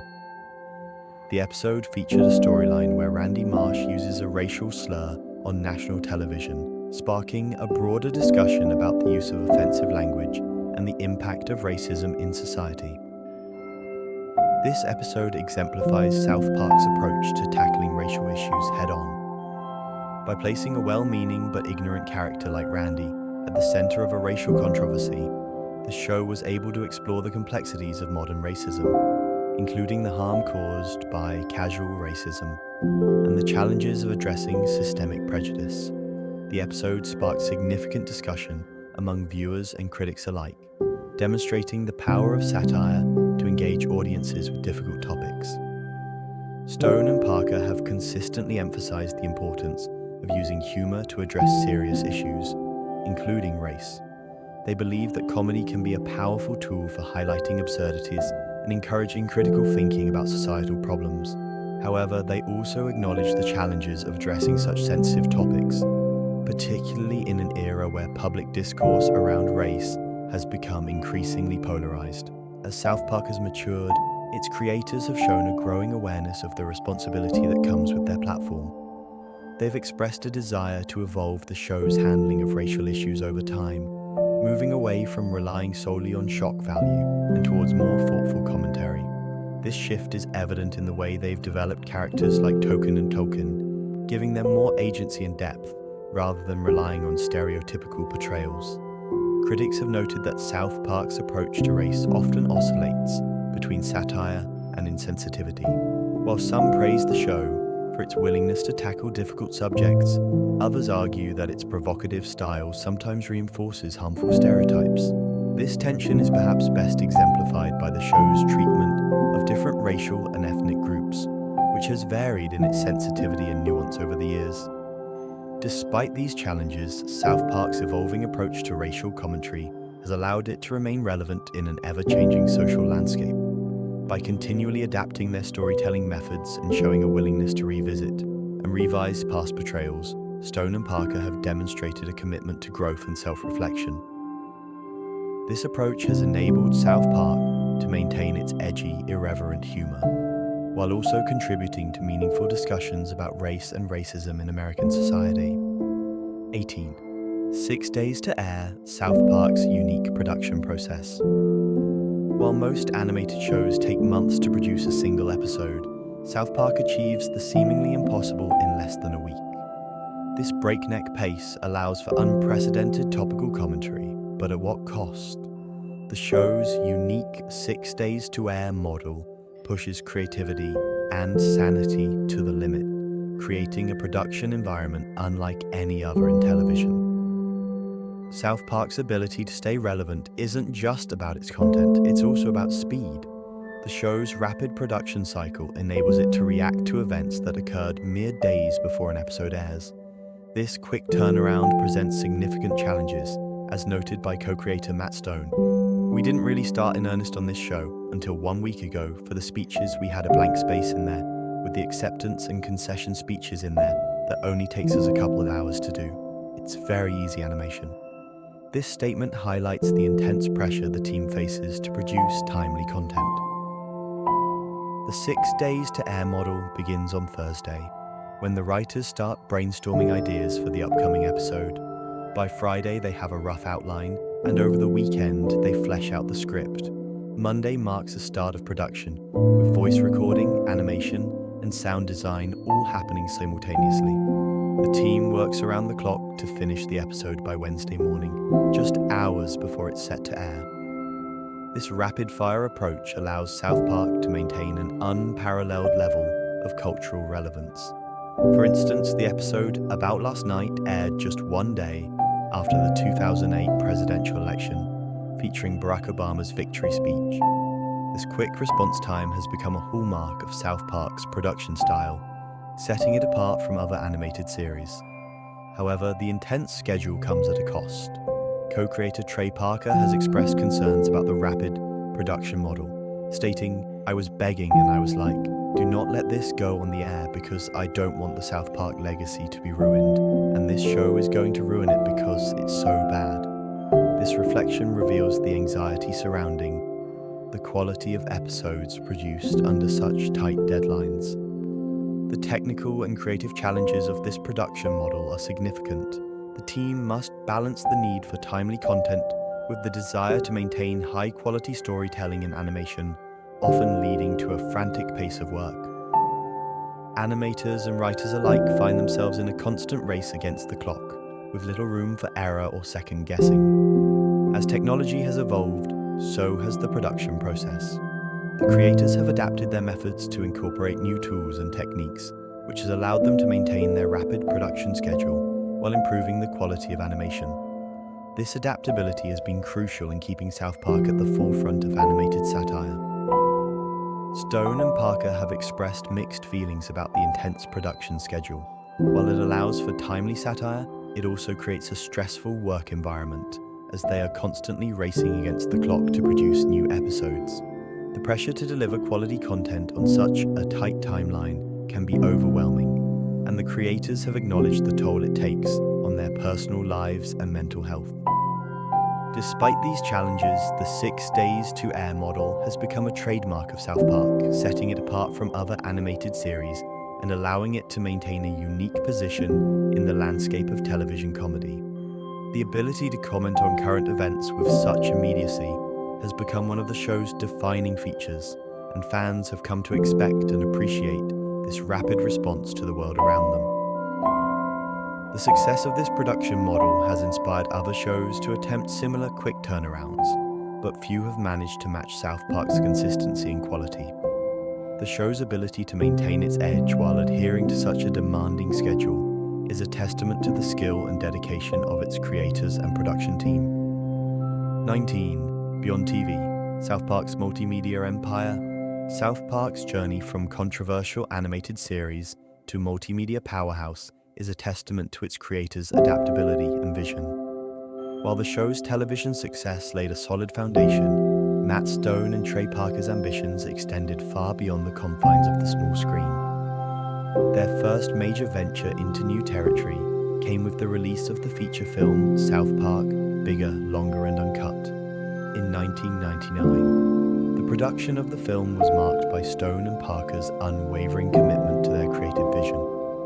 Despite pressure from Paramount Studios to produce a more family-friendly PG-13 movie, the duo insisted on maintaining the show's signature irreverence with an R rating. This defiance against studio expectations allowed them to create a film that resonated strongly with their core audience, while also attracting new fans. Bigger, Longer and Uncut served as a litmus test for South Park's potential in other media. Its success paved the way for further expansion, proving that the show's unique blend of crude humor and biting satire could work in longer formats and on bigger budgets. More importantly, it demonstrated that Stone and Parker could successfully translate their vision across different platforms without compromising their artistic integrity.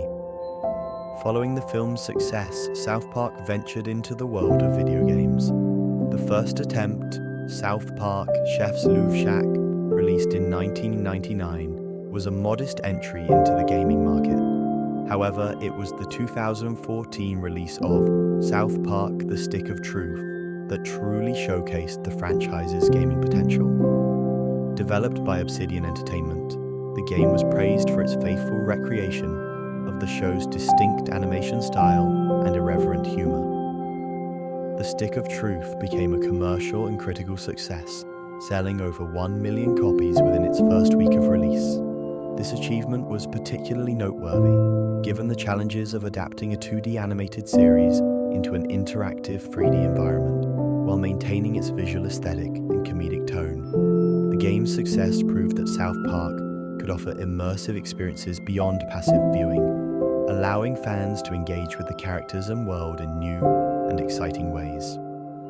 The expansion into video games opened up new storytelling possibilities for the franchise. While the TV series was constrained by episode lengths and broadcast schedules, games like The Stick of Truth allowed for deeper, more expansive narratives.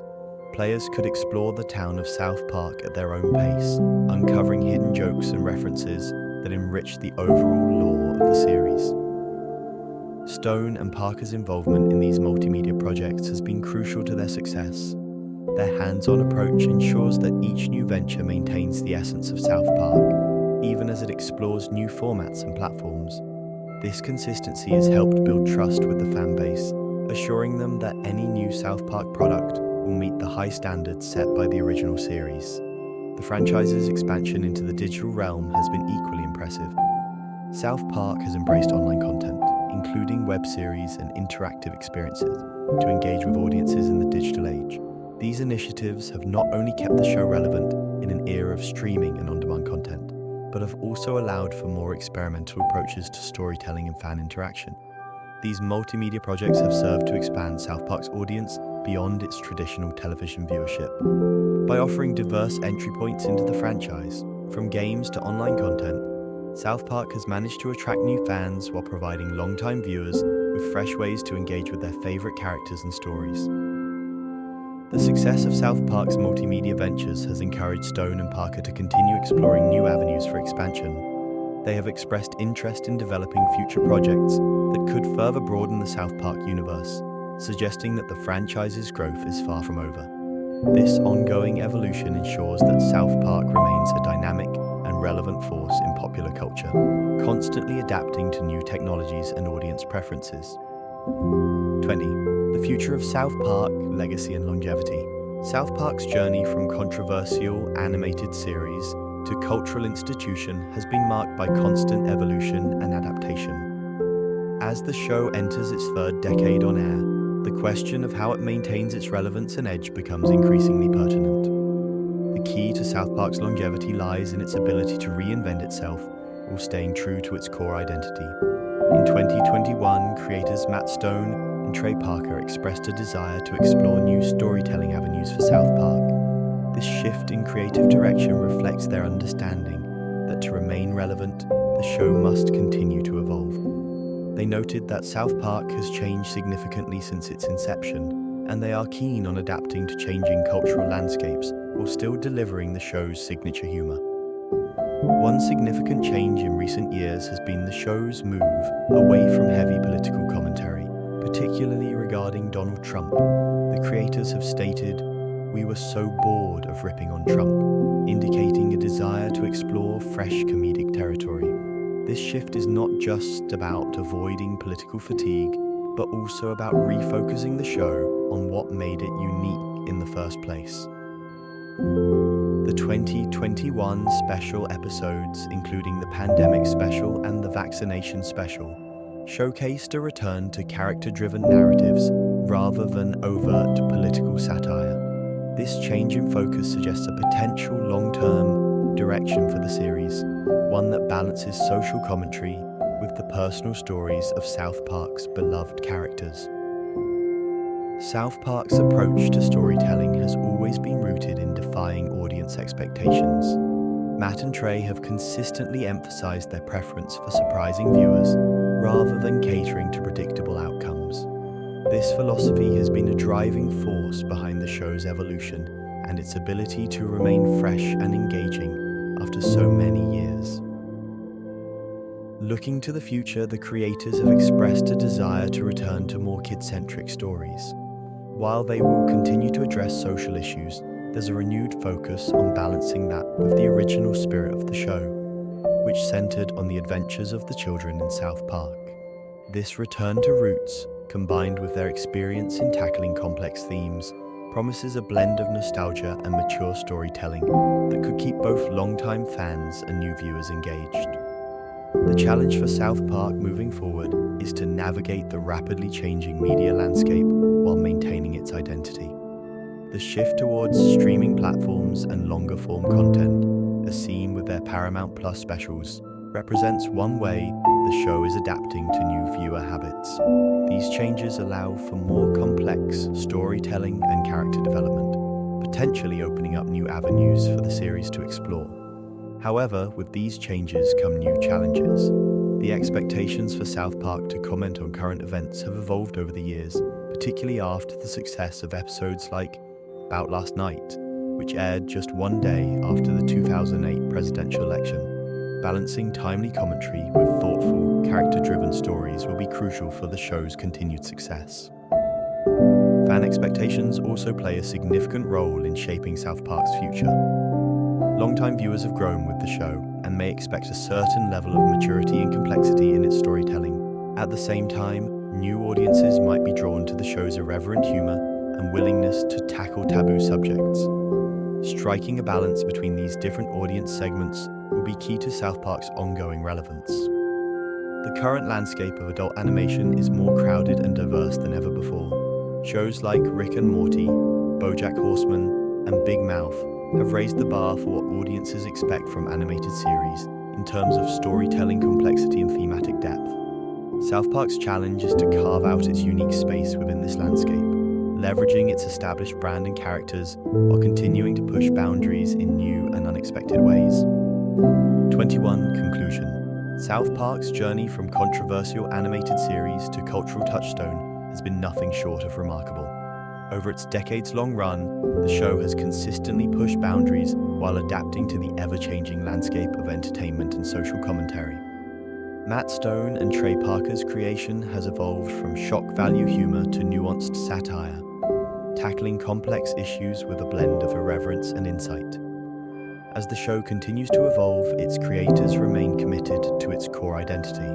We want to make people think about the things they take for granted, including the shows they watch and the stories they consume. Stone and Parker have explained, this approach has allowed South Park to maintain its relevance and impact on television and popular culture, cementing its place as a unique voice in modern entertainment.